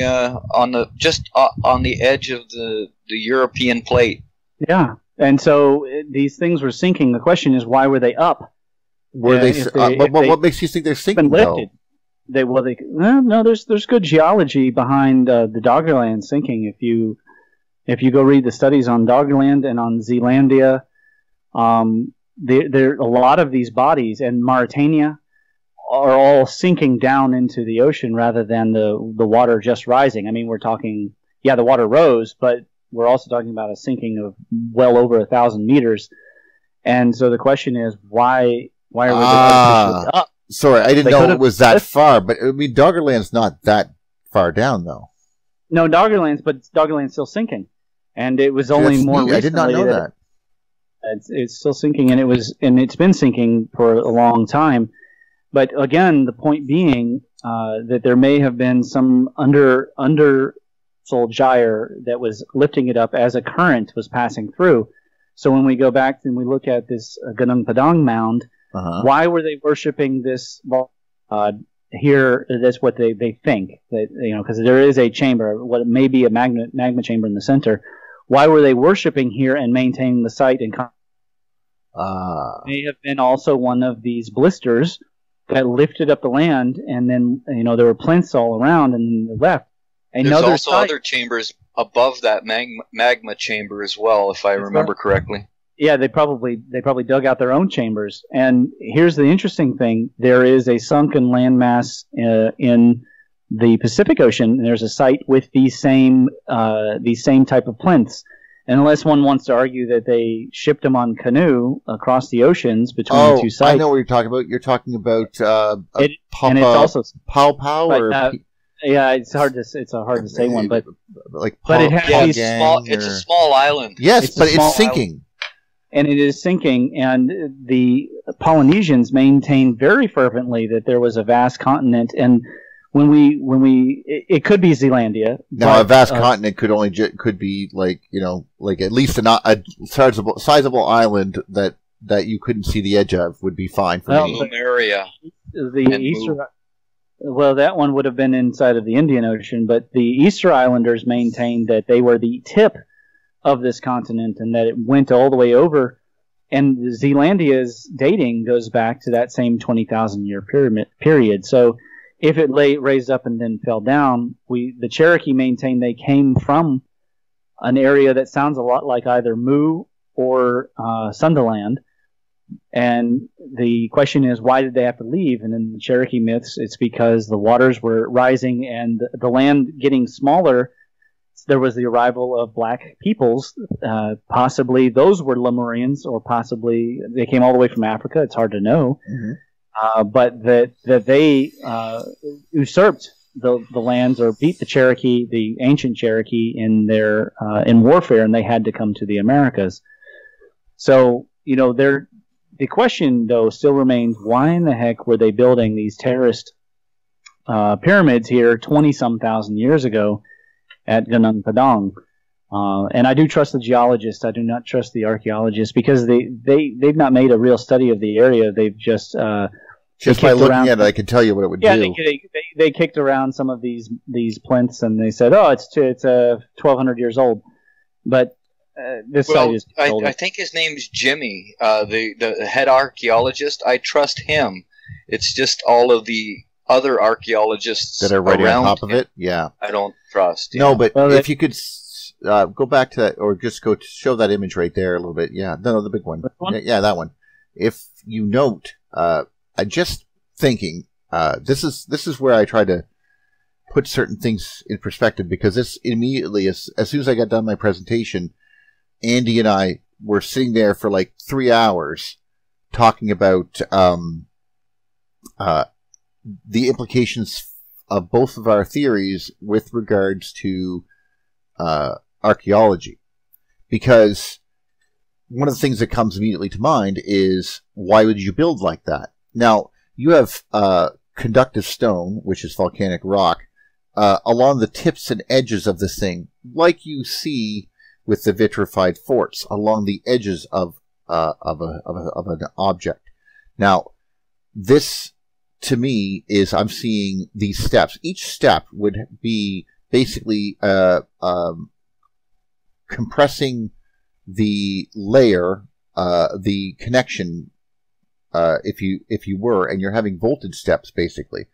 And you could tell at certain points, this would prevent you from actually losing, like, you'd have each step as some power comes down to, for example, a lightning bolt coming down.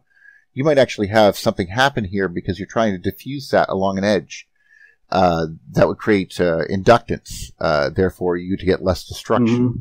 There's lots of possibilities here, because they're trying to build for a time that, if you go to The Tempest from Shakespeare, was almost completely forgotten. So you're going, that's the story that they had at 500 AD, was something along the Tempest lines. But you go back to ancient Egypt, or you go back now, we're talking, 26,000 years, there's a whole different possibility of what the atmosphere and the what you were trying to deal with. Right. Because, I mean, as you said, if nothing else, making these things glow, like the Badong Gadong, in China, you were showing that the metal roof, and of course the possibility of course you're going to see that. I mean, you basically create a wonderful guideline right along the edges of this thing, to create the possibility with just the right hand rule and a metal roof. You're going to have this possibility. Right. We have metal roofed structures here still with regards to churches. Still covered in copper. The Canadian Parliament is copper roofed. But usually not so lovely and contained, and obviously in certain places. But when you go all the way down to, say, in Cairo, there was the talk. In fact, it was 68 to 72 with Zaytun in Egypt, where they saw the apparition of the Holy Mother, and millions of people saw this. But it was on a metal copper roof, and it was looked a lot like ball lightning to me. But this is lend credence to this idea that the structure and the idea that you're trying to use either conductive material at the very top to otherwise constrain or create an effect is very interesting, if that's even what they're trying to do. Right. Well, it's interesting to note that this site was occupied. I think that they're looking at from the 20,000s until the Younger Dryas period, and then reoccupied again when things were better until the Jovian Age, and then it was maintained in reverence after that, which means that there may have been an idea. And again, I'm not an expert of Indonesian religions or tribes. It's a very superstitious place. There's a lot of issues with excavating there that they've had. You can see some of that documented. Lee Pennington from the AKHA actually has a documentary on Gunung Padang and the Bosnian pyramids. And they went there doing something. Yeah, and they definitely have a reverence for the location. And the question is it fear reverence, or is it sacred reverence? And what would be the fear about it? Quite possible that this site was the center, the heart of Sundaland, in which the major amounts of uplift went up. There is one of the islands, the most important island of Indonesia, which is Borneo. It has no active volcanoes currently. Now, all the other ones do. Yes, it has lots of volcanoes, but none of them are currently thought to be active, which is a little odd considering it's right at the heart of Sundaland. If the entire mass became very active because of a hotspot created during a discharge period, and was lifted up, and then it became inactive as it sinks down, that would also explain the difficulties they have with the subduction zone there. The major problems that they have with earthquakes and tsunamis, even still, the land is constantly shifting and sinking down. Well, yeah, it's especially if it's getting eaten from the bottom or something, or something like that. But I'm reminded then of I mean, when you said Easter Island, I mean, it's clear to me when I look at Easter Island. Sorry, we're Gadon Padang, okay.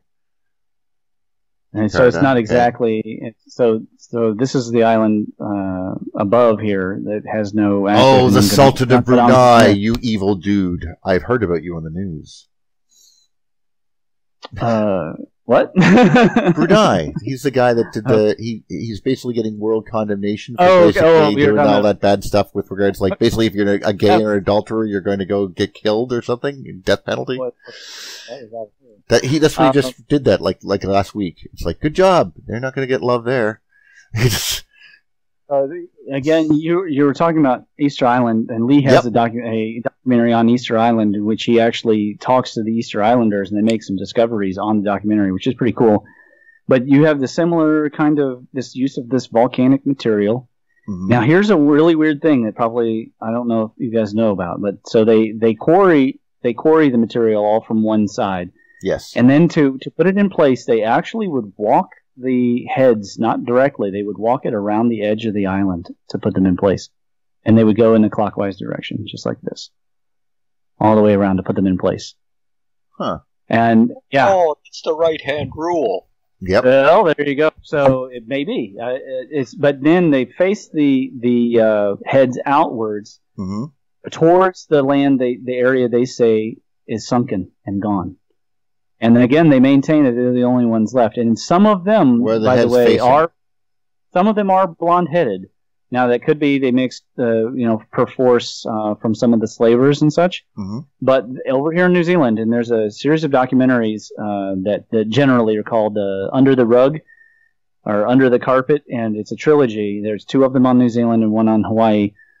And they have ancient legends that predate the Maori, going all the way. The Maori themselves say that there were blonde-haired people and midgets and red, these different kinds of people already on the islands previously. And they found Chinese wood on the coast that goes back to 7,000 years ago. And it was from the Hulagu people. It was sort of like the Chinese Vikings.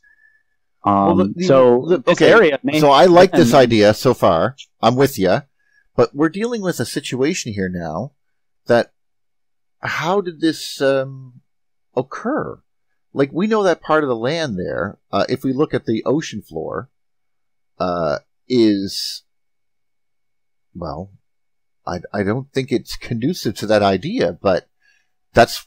Well, they found Zealandia. Now, that's mainstream. I mean, Zealandia is, before we do that, Zealandia has gone mainstream. So, if people are not familiar, that's the shape of it.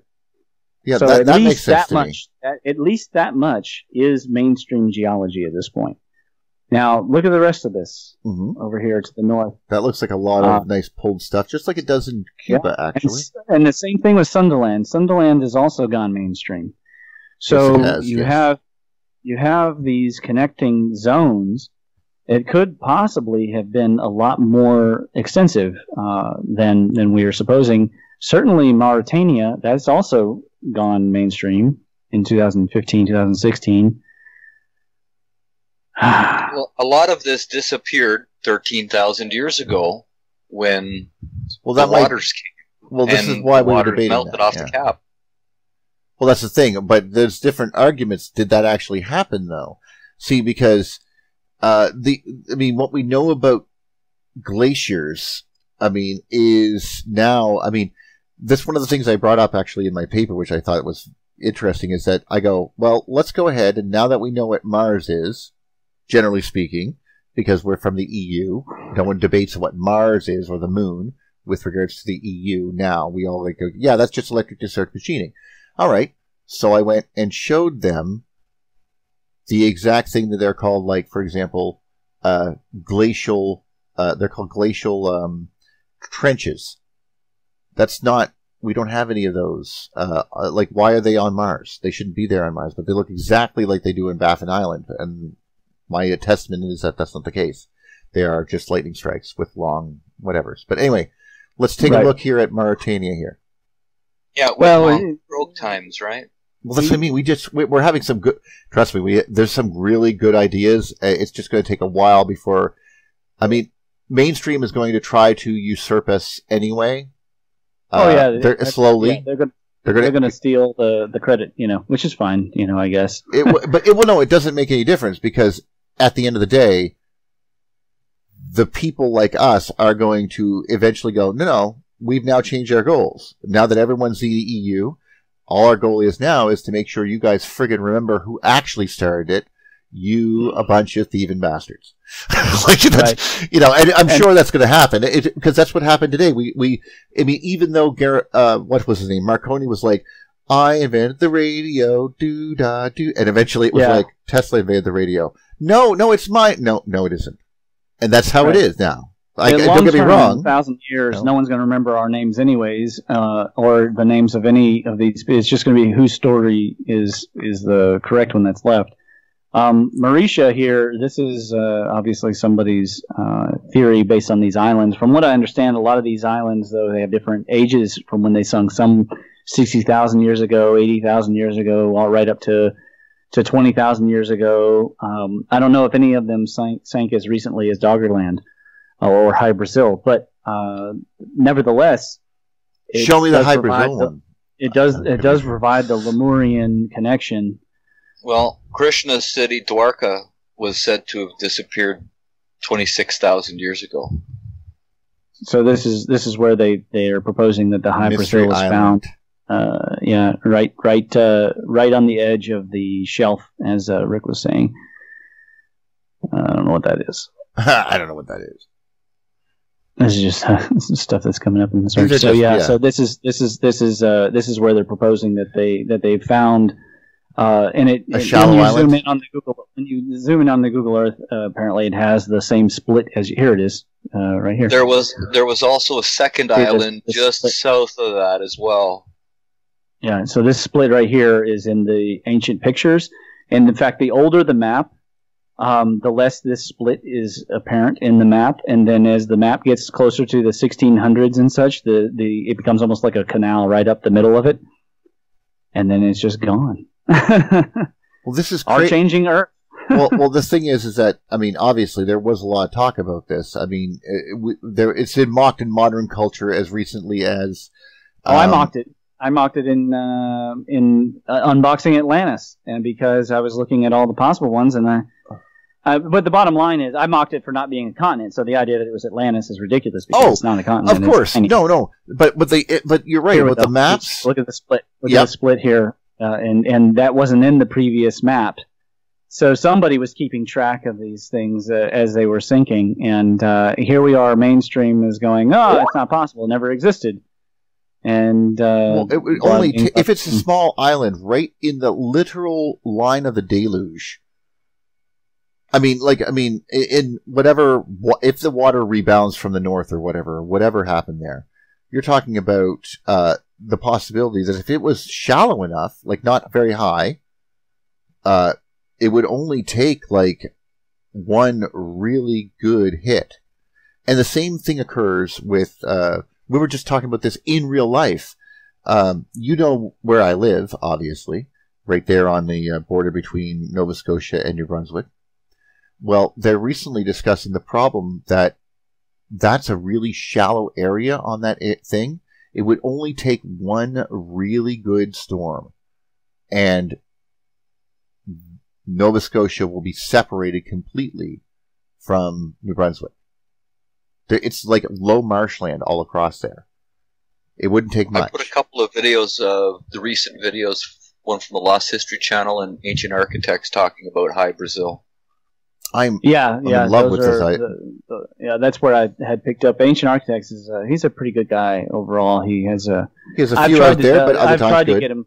I've tried to get him to read the Saturn Myth, and he just emails me about how it's so hard. And I said, well, you're not going to know. He wants to know the secrets of Egypt. I said, you're not going to know them without it. You've got to read it, But anyways, this is a paper which came across a few months ago.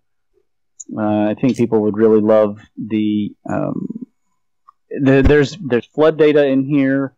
There's ice age data in here. There's a pathway proposed for the actual movement of these mega tsunami and how it would have come through and broken through the Bosporus.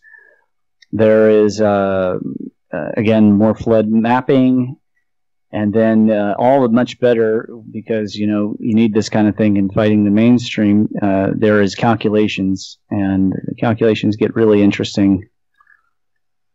Well, I suppose when fighting here he's talking about how the waves would propagate and the size. I mean, we're talking really, really big waves. And how far in they would go, and it shows the different plowed fields. I like this paper a lot. It doesn't specifically mention, obviously, the Saturn myth or the Jupiter myth. It just goes into a comet strike up there in the area where they have, since this paper came out, they have announced the Greenland results. And then he's got here a propagation, and data from the Appalachians. With wave heights and including ice sheet data. This guy is pretty thorough. I liked this paper. Hey, data was New Brunswick. Mm-hmm. So he went right over top of it. It was pretty cool. I don't know why he would be mentioning it.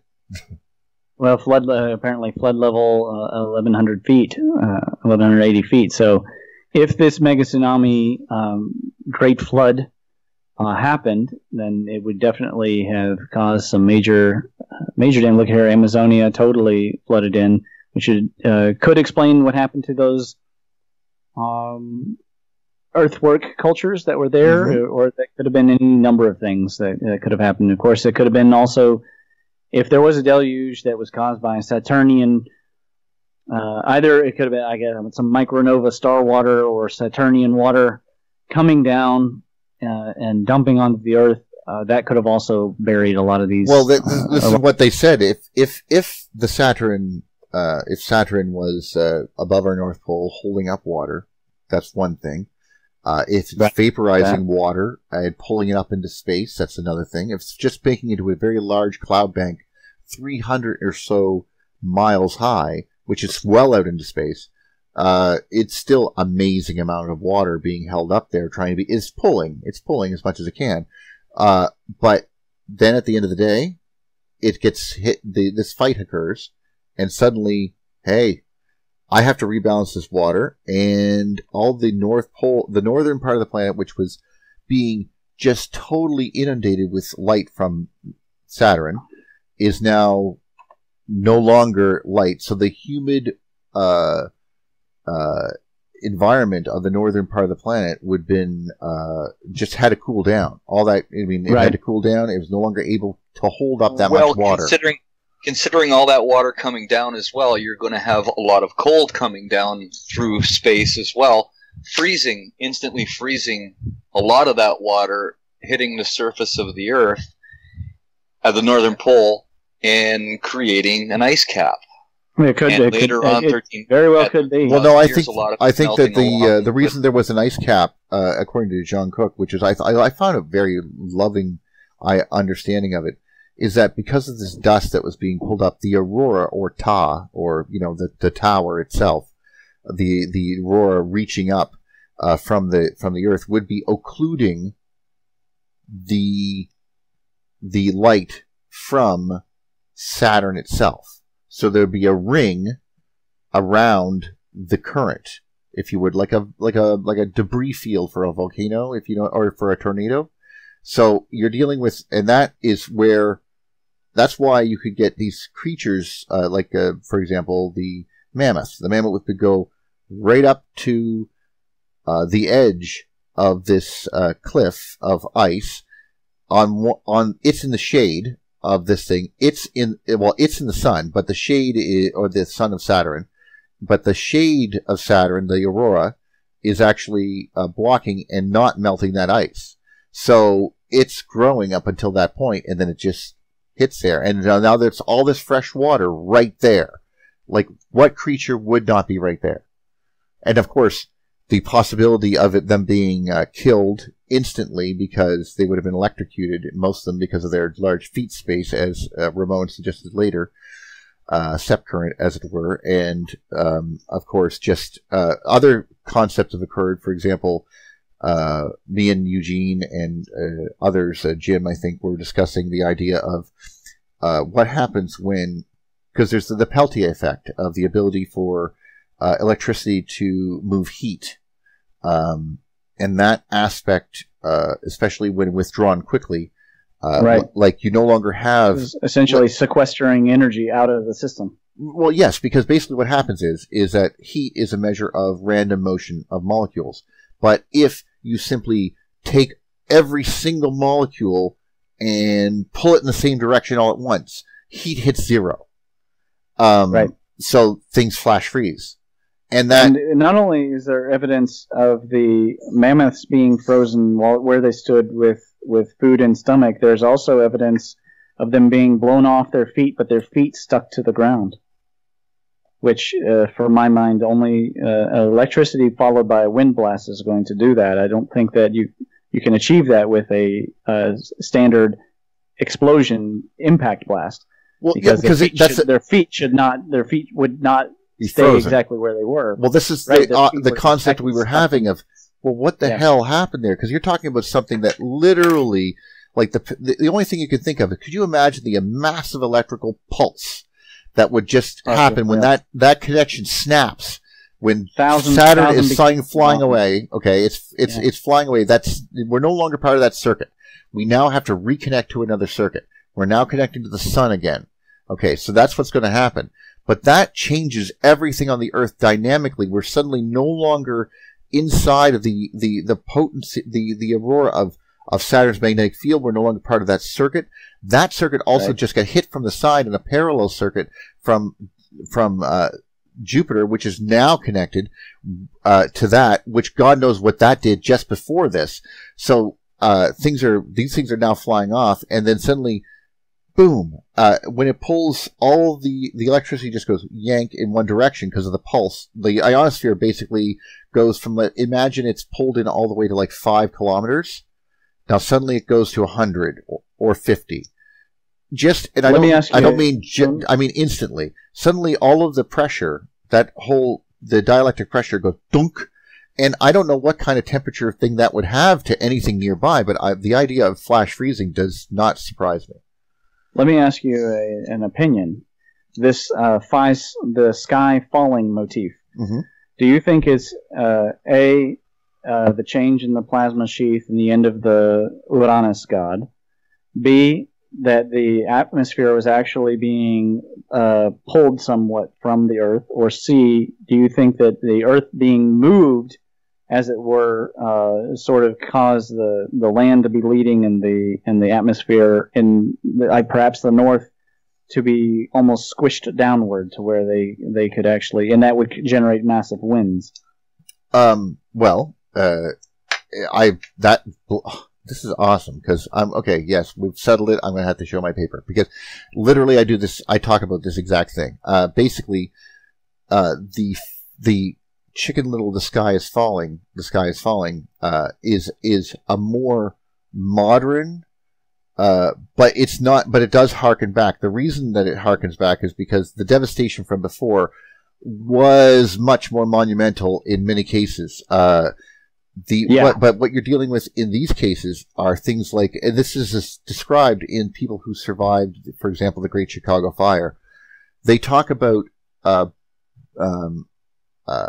fire coming from the sky in large balloons, and then these balloons would spread out across the sky and then touch the ground and kill or vaporize whoever they touched. Now, this seems ridiculous, but this is a description of one of the events. Now, one of the things that immediately comes to mind when you're describing this thing is this: you would just imagine the ground as a solid plate. You picture the ionosphere, for lack of a better point, another point in space, a line, and that is the other voltage potential. So you have a capacitor. So you have 500,000 volts between these 2 points. We just leave it at that. But what happens is that as a charged bolide comes in, you're going to have the ionosphere get pushed down. Now, it's going to, of course, eventually, once it pierces that layer, it will, of course, rebalance, because this is a charged body, and it will eventually have a coma around it. These comas will look like balloons of fire. Now, these balloons of fire, now this doesn't have to be, this could even be a small chunk. It doesn't have to be, but it just has to be highly charged. More so than even that meteorite that came in and blew down windows here. So this would, in 2013 in Russia. So we're talking about this balloon. Now, as it comes down, the ground itself is going to repel it. It can only get so close. So even though the bolide is moving through the force of gravity towards the ground, the balloon will stop falling. It will approach the ground at a certain point and then sort of start spreading out as it has all this electrical potential. But the moment that the actual rock crosses that boundary, it's going to short it. And then it's going to be an explosion or whatever's the conduit is going to be vaporized. In this case, a family ran out to avoid the fires that were sweeping through the forest. They ran out to the middle of a field, and apparently a balloon of fire came down, spread out across the top of them, and instantly vaporized all of them, according to witnesses. Yeah. So this is, and of course, then I go into that's the kind of stuff that would make you get religion. Oh yes, for sure. And you end up having. There's no reason not to have religion after seeing that. I mean, no, it'd be unusual. It'd be unusual. Not this idea people say religion, right? You know the saying, extraordinary claims require extraordinary evidence. I think it's an extraordinary claim for for people to make, that there's nothing unique or weird or so-called supernatural going on, because the eyewitness claim, even to this day, there are really good video footage of really weird things happening in the sky. Yeah. And nobody knows what the heck it is. Even the United States Air Force is saying, we don't know what these are. They're not us. They're UFOs. But And they could just be. we come along.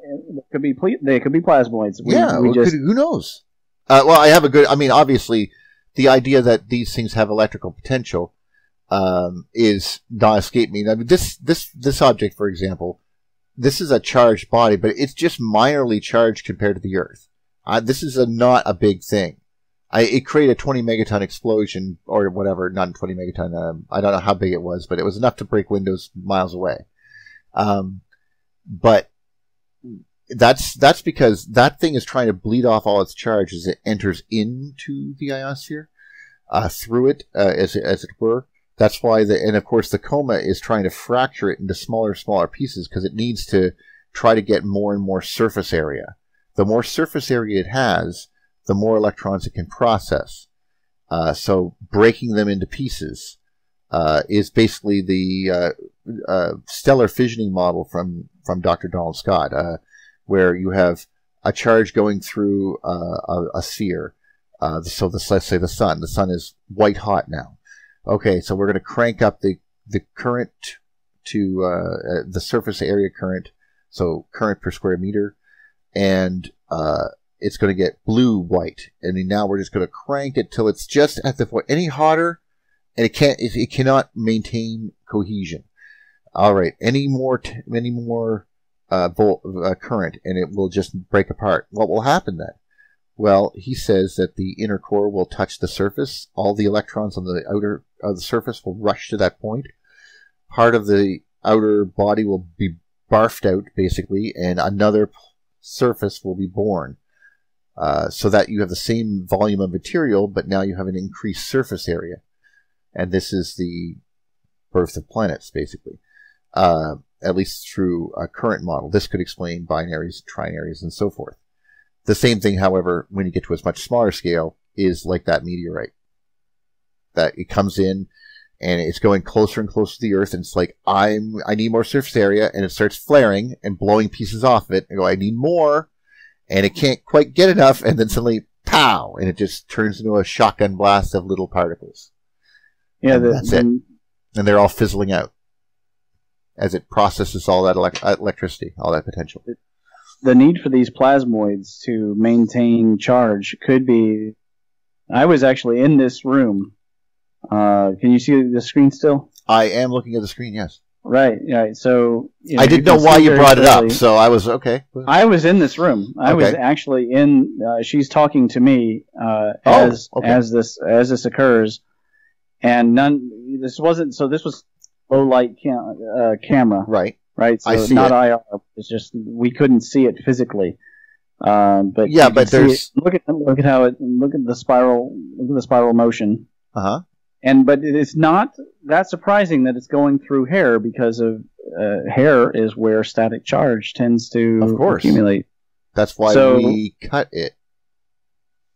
However, and that's why women have to hold it down. The consciousness aspect of the phenomena, but it is rather fascinating. Is it just smoke? No, that's a plasmoid. No. But smoke is a plasma, so that's why. I mean, usually, if you have a cigarette, for example, nobody was smoking. Oh, okay. That's why I was asking. I just wanted to know if it was okay. At full speed, we're just talking, and it's just this was caught afterwards. Oh, clearly. No, I can see, but look at that. All right, so you're dealing with... It almost looked like it went right up through the... Went right up through her hair. And indeed, that was the worst room for, as far as energetics. That was I think that guy's arm makes it look like it pulled her hair, but I don't think it did. I think that's just his arm as it goes through, but still. Yeah. It's let's see here if we can... It looked cooler than it did, but once I started thinking about it, see, his arm comes out right there, see? Yeah, just probably. As that goes through. So it just makes it look even more dramatic. You're right about that. It does make it look like... But maybe there was a... See, and maybe also, when you think, if you go back a bit, see, I always try to... I'm a critic, and don't get me wrong, I'm just being a realist here. But there could be, is it maybe some sort of reflection off of his jacket? No. Because it looked like it was related to him, because see how, oh, that's his hand, okay, as it went by, okay. Never mind.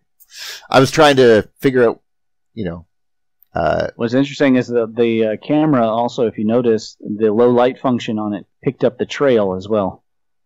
I did notice that. See that? Yeah, that's really... So it's interesting. It didn't trail anything else. No, we didn't find. No. I mean, if you look at the video, it didn't trail anything else. I mean, only when you move really fast, maybe. But yeah, right. And people keep bringing me photos of these plasmoids, by the way, coming out of the ground and all sorts of. They're very clearly related to the phenomena of ball lightning. It's not clear that they are ball lightning, but.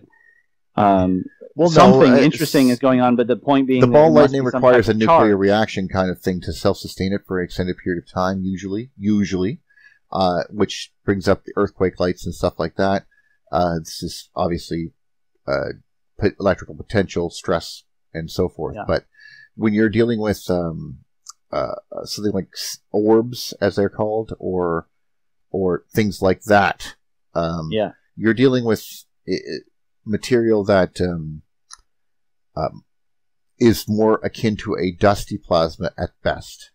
Right. So, just like we were discussing, just like the corona of the sun is a plasma and the aurora of the earth is a plasma, by definition, of a very loose definition, the asteroid belt that we described earlier with its negative little charges, and of course having a shield around it of each rock being electrically connected to the next rock, so to speak, all the way around the creating a ring current around the sun, so to speak. That right there is technically, by definition, a loose plasma, as ridiculous as that sounds. So it is the ability for a material to be conductive and to be able to move. And wow, whose paper is that? Is that yours? Mine. Go back up a bit, because you just showed something. Oh, I'm trying to get to your asteroid belts, though. Oh, okay, go ahead. No. Hold on. So as you can finish your point here, there's those asteroid belts. Yes, and well, if you could just imagine each one being these are flowing. You're saying they're flowing currents. Well, if you think about it, loosely, yeah. I agree. I totally agree. That's why I put them in this paper. Yeah, a planet is just one planet on the other side, but if each rock itself, just imagine that it has a small potential, just a minor one, compared to the neutral space around it, which seems quite logical. Then it's going to have a corona. That corona is going to be, and not a real corona, just electrical, just a field. But that field will only go as far as the next rock, and it will push against it as a positive sort of barrier. And that will allow, if I charge one rock slightly, then it will be felt to the next rock and the next rock and the next rock. So technically, you can vibrate that field, and I should be able to communicate to the other side of the asteroid belt by vibrating the rocks here on this asteroid belt. There you go. That's the one of the main premises of my polyphase superweb. Oh, you just went past. So what did you want to see? What did you want to see? This is Saturn, of course. Yeah, there's the hexagon again. Keep there's going. Jupiter's aurora. Keep going down right there. That's supposed to be the outside. Is this a connection between? That's just outside of Earth, as far as I'm. I thought it was the solar. I thought it was outside the solar system, but no. I'm pretty sure it was just above. But it will. No. There's flux ropes, MHD flux ropes above Earth. Okay. Yeah, that's. I'm pretty sure that's what that system was measuring, but I all know what yeah, I know. In space, they're Birkeland currents. I hear Donald Scott screaming in my ear right now, like he's like going, "No!" I know. Well, but it's okay. Don't worry about it. Keep going. Well, I make the point throughout the paper that they're actually Birkeland currents, so it's all good. Anyway, what your argument? But what the reason I thought that was the solar system, because there's talk about that exact same situation occurring in the connection between the heliopause and whatever it's connected to, which is basically the exact same situation. What Jim would be saying, what I just described in the asteroid belt, Jim is just describing to stars in a circle around the local chimney. Yeah. Right. So it's the same in essence. In essence, the sun and the ones that are in a ring around it, if there's a star in the middle, I'm not sure if there is, then that star would be like the sun to us. And we would be just the asteroid belt around it. Right. It would be sort of like it's like a decentralized central network, where you have a hub in the center, but it's that means I should be able to vibrate the sun. And I should be able to let the stars on the other side know. Sorry.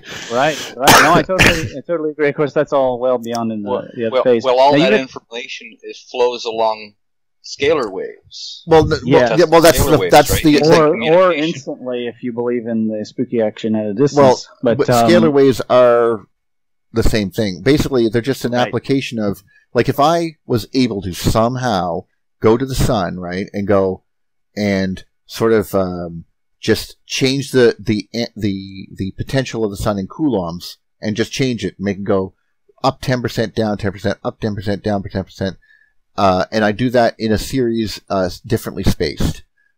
Technically, then, if that spacing is equivalent to Morse code, and the people on the other side of the ring will know, they should be able to feel that instantly, because it will vibrate every single star in that ring.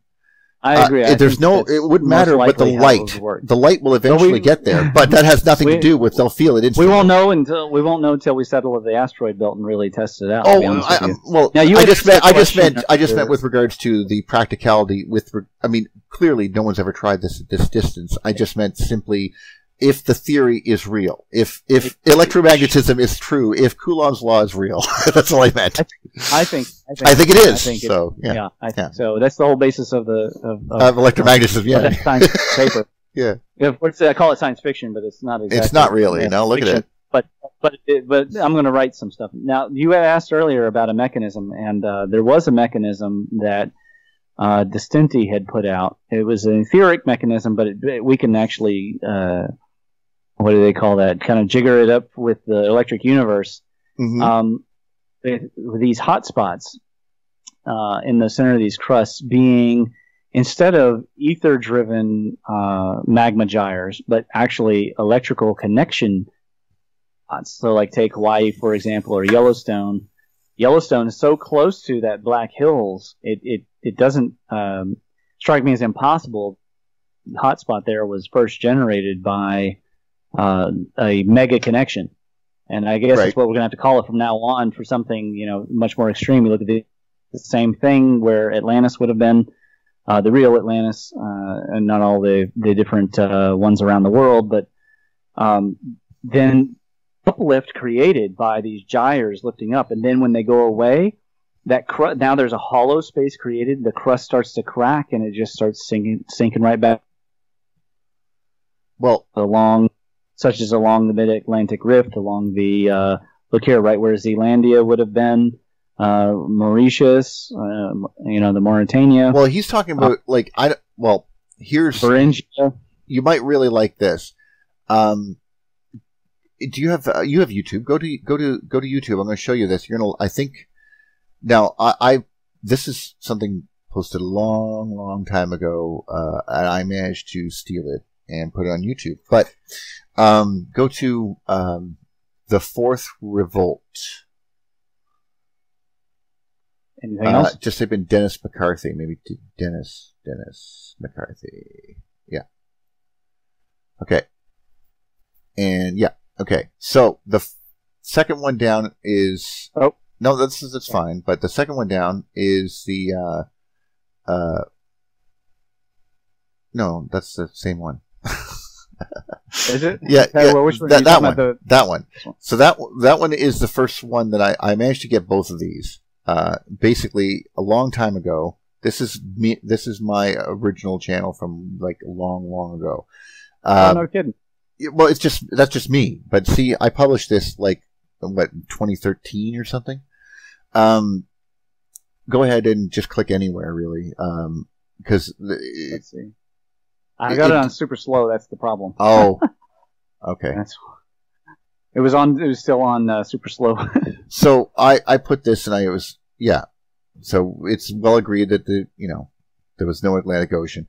This was the first thing that he put together. Now, he was not as popular as Neil Adams or anyone like that. But this is before there was YouTube. Okay, so I was watching this back in 2008 or something.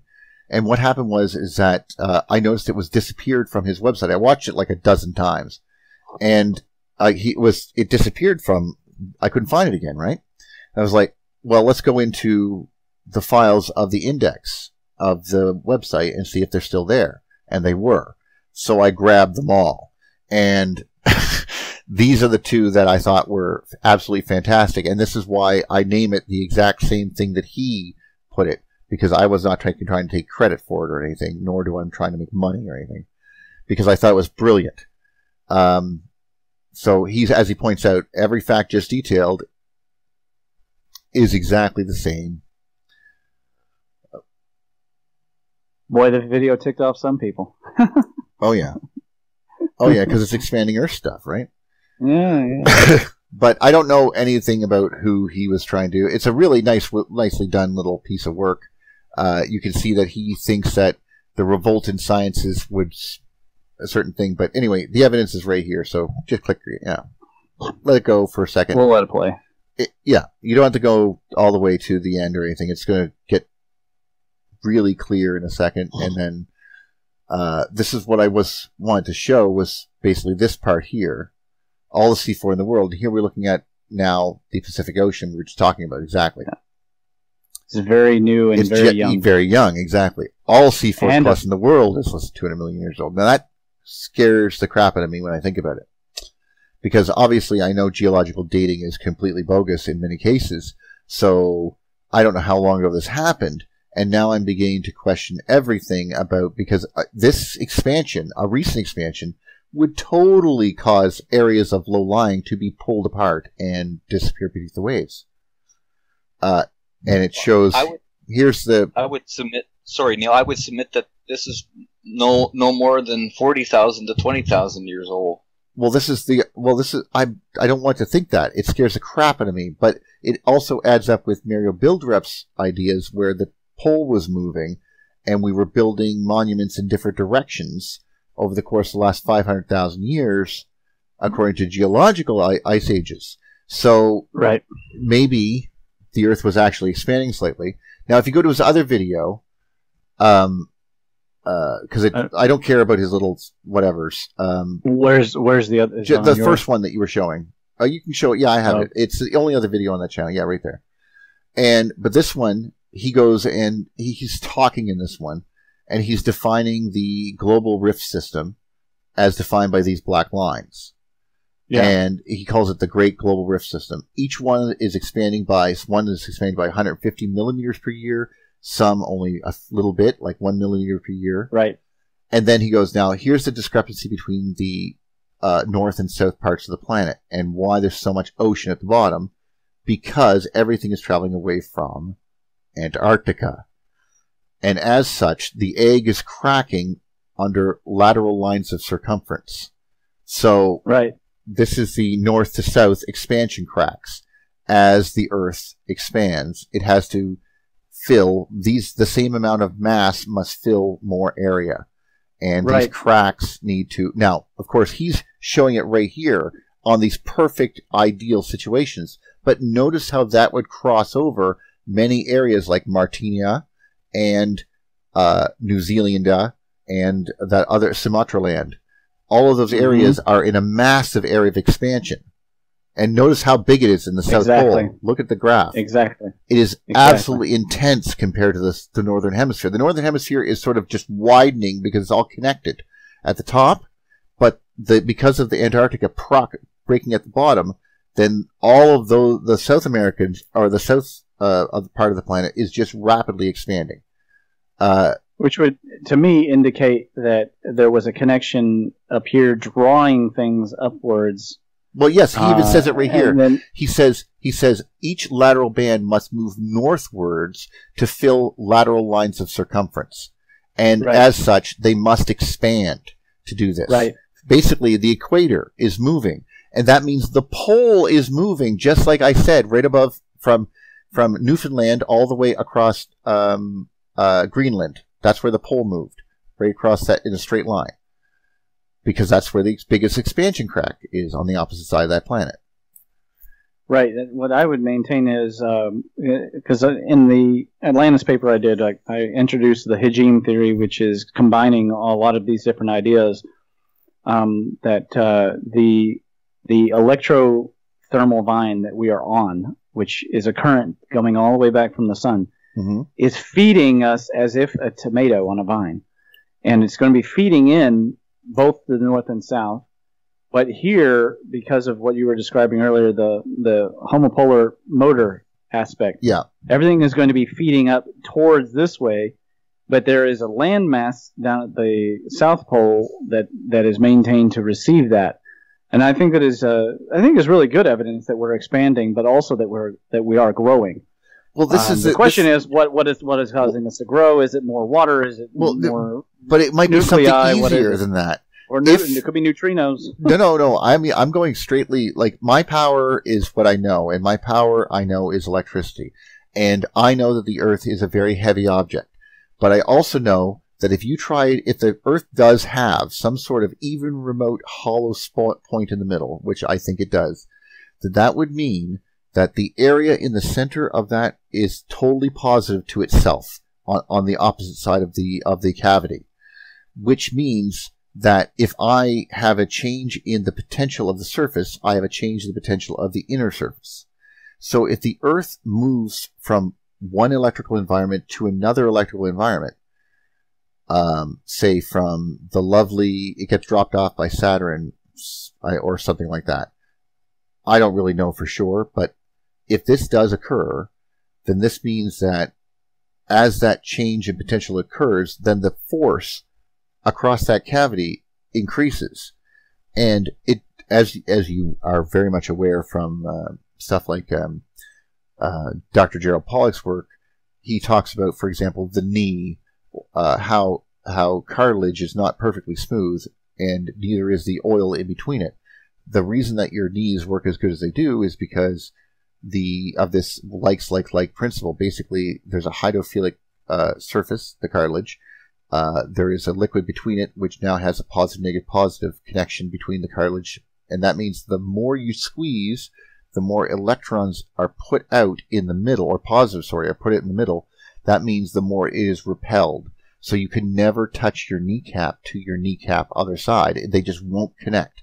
No matter how much, you will have to break the bones before they will connect, because the force, the electrostatic force in coulombs, or in force, is impossible to overtake with sheer force of mass or energy. Like it is especially when you get to that level. So in this case, then, when you're dealing with this inner core of the Earth, if for some reason that force is now the core is now a lot more positive, it will have to crack and expand, pushing the whole Earth open. That makes sense. And I can only think of one force that could possibly push that hard. No other. I mean, I don't care about neutrinos. I'm going, we're going to boil water. No, screw you guys. I'm talking about something that literally is the thing that we use to, lift 3,000 tons or crush something or tear the Earth apart. I'm not saying that it's. I think. No. I'm exaggerating. I'm simply all the different things because I'm simply talking about the wonderfulness of electricity in this case. That's all I meant. It is wonderful. That's all I meant. It is a wonderful vector. But it's very hard to get that. I mean, sure, there's other things going on, but if that is the case, there's a positive. You can't. They're not exclusive because again, you're going to make ultimately heat is electrical. When you get down to it, I mean, infrared is on the electromagnetic spectrum. Mm-hmm. So we are describing just different ways of introducing energy mass into the core of the system, and something is powering the magma to be churning upwards, and then it has to push and separate these plates. That's true, and there's layers, clearly, even inside the Earth, more than just one. Yes, and these. Well, there has to be also something cells. energetic in the center of the Earth to be melting the stone and keeping it in the state that it is. I don't doubt that. I'm pretty sure in my mind, all I picture is some sort of like evil plasma vortex or something. Yeah, you I do not doubt that. Well, there had to be something to keep the planet warm enough as we were in transit from Saturn to Jupiter, and from Jupiter to the habitable zone that we're in now. I mean, we didn't all go extinct. So there is something warming. So there has to be a mechanism whereby heat is generating, and a nuclear-esque, electric nuclear-esque model that pardon my terminology, but fuses the concepts of these currents coming in. Yeah, I think you're right. And generating new forms, because there is water as well as proto-water, right? It's not real water. Neil, have you seen images easy water floating up? Yeah. Sorry, have you seen images from NASA of what they think is the center of our galaxy, the black hole, and all the stars flowing around? We've talked about that on the show, yes. And we showed some really amazing pictures of that. I think that's how you can picture a plasmoid in the center of the Earth. I do. I clearly do. No, there's a lot of possibilities. Don't get me wrong. I don't know the truth of the matter clearly, but we're dealing with something that we don't know. The reason that I'm very vexed by this is because if this is true, and it seems to be like when you look at the lopsided hemisphere video as we were. You can get that idea that the thing is cracking open and obviously expanding along the southern parts. If there was a continent there, it was literally pulled apart. It was just pulled right apart. And which right. But I was always thinking about until this very moment, I thought, no, this is fantastic. I will have to remind myself of this and try to incorporate it into my things. But it's preposterous that Mario Buildrep's idea that the angle of these monuments around the Earth are related to the are related to the pole moving, and the pole moving because the Earth is actually expanding opposite towards where this pole is, and it's becoming more and more lopsided, so it has to readjust basically. And because basically the South Pacific is expanding so much. In a nutshell. Yes, but there's one hiccup in this entire discussion, which is that this stuff must have been happening also probably primarily before the megalithic period, because it is well known the alignments of the Giza pyramid to the North Pole, right. Specifically, and to certain star alignments. Correct. And also the use of these both and the Mayan pyramids and in Ohio, the use of them to predicting the rising and setting of the sun and the seasons and the processions of the equinox. Now, the processions of the equinox isn't so bad because the angular momentum would keep everything relatively certain tune. But if we were to drastically change angle, then some of these things would not be valid anymore.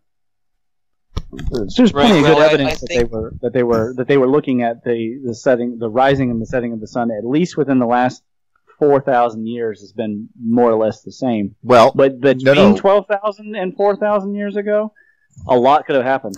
No, this is longer than that. Mario Buildrep's idea with regards to this, he has a paper and a video, and I found them to be just crazy because like I said, I didn't know what to make of it at first. His evidence seems sound though, but basically his proposal, of course, is that he could show the alignments of these monuments that are off center. Now, he's not talking about the ones that are dead center to the North Pole now. He's talking about ones that are not, and they're older than that. And so he's showing with degrees of accuracy, just like you do in your paper, with regards to where these poles were, because they line up all over the planet. So, and they all line up to the same poles. So these poles go back in time. And right. Could these monuments not be could be pointing to the pole when these monuments were built, and then at some point humanity figured out, okay, we're in a wobble, we're in a 26,000 year cycle called the Great Year, and now we should orient. Well, I mean, some of the older stuff, the megalithic stuff, I think maybe wasn't pointing to the North Pole, but maybe it was pointing towards Saturn. Well, in the North Pole. You know, there is some evidence to indicate that things like Stonehenge are. They're going towards wherever that current was touching down. They're much more recent. But we're talking about certain structures that are like 500,000 years old in some arguments. And then you're sitting here going, holy crap, how old is humanity? And then you're trying to ascertain and make that connection between these pole shifts and where they're pointing to. Because one of the poles, he shows 5 different poles. Actually, you might as well type it in there if you want there, Ramon. Sure. Before I do, I was just pointing to there are some errors. Look at some of the upthrust values at Lake Titicaca, 4 kilometers, Tibet 3 kilometers, Kashmir 1.5 kilometers. Downthrust values, some of them are huge. I mean, the Atlas Mountains 2 to 3 miles. Wow. Greenland, Norway, and this is in the last 13,000 years. So catastrophic indeed, sudden shift. So and then this was the point about the proto water from the inside the somewhere in the earth, right? We know it's being generated and being pushed out of the earth as well. Yes, we know that for sure. It could be actually being manufactured. It could be done too. Yes, that does not escape me. I love this. Edwin would love you on this one. I'll tell you that.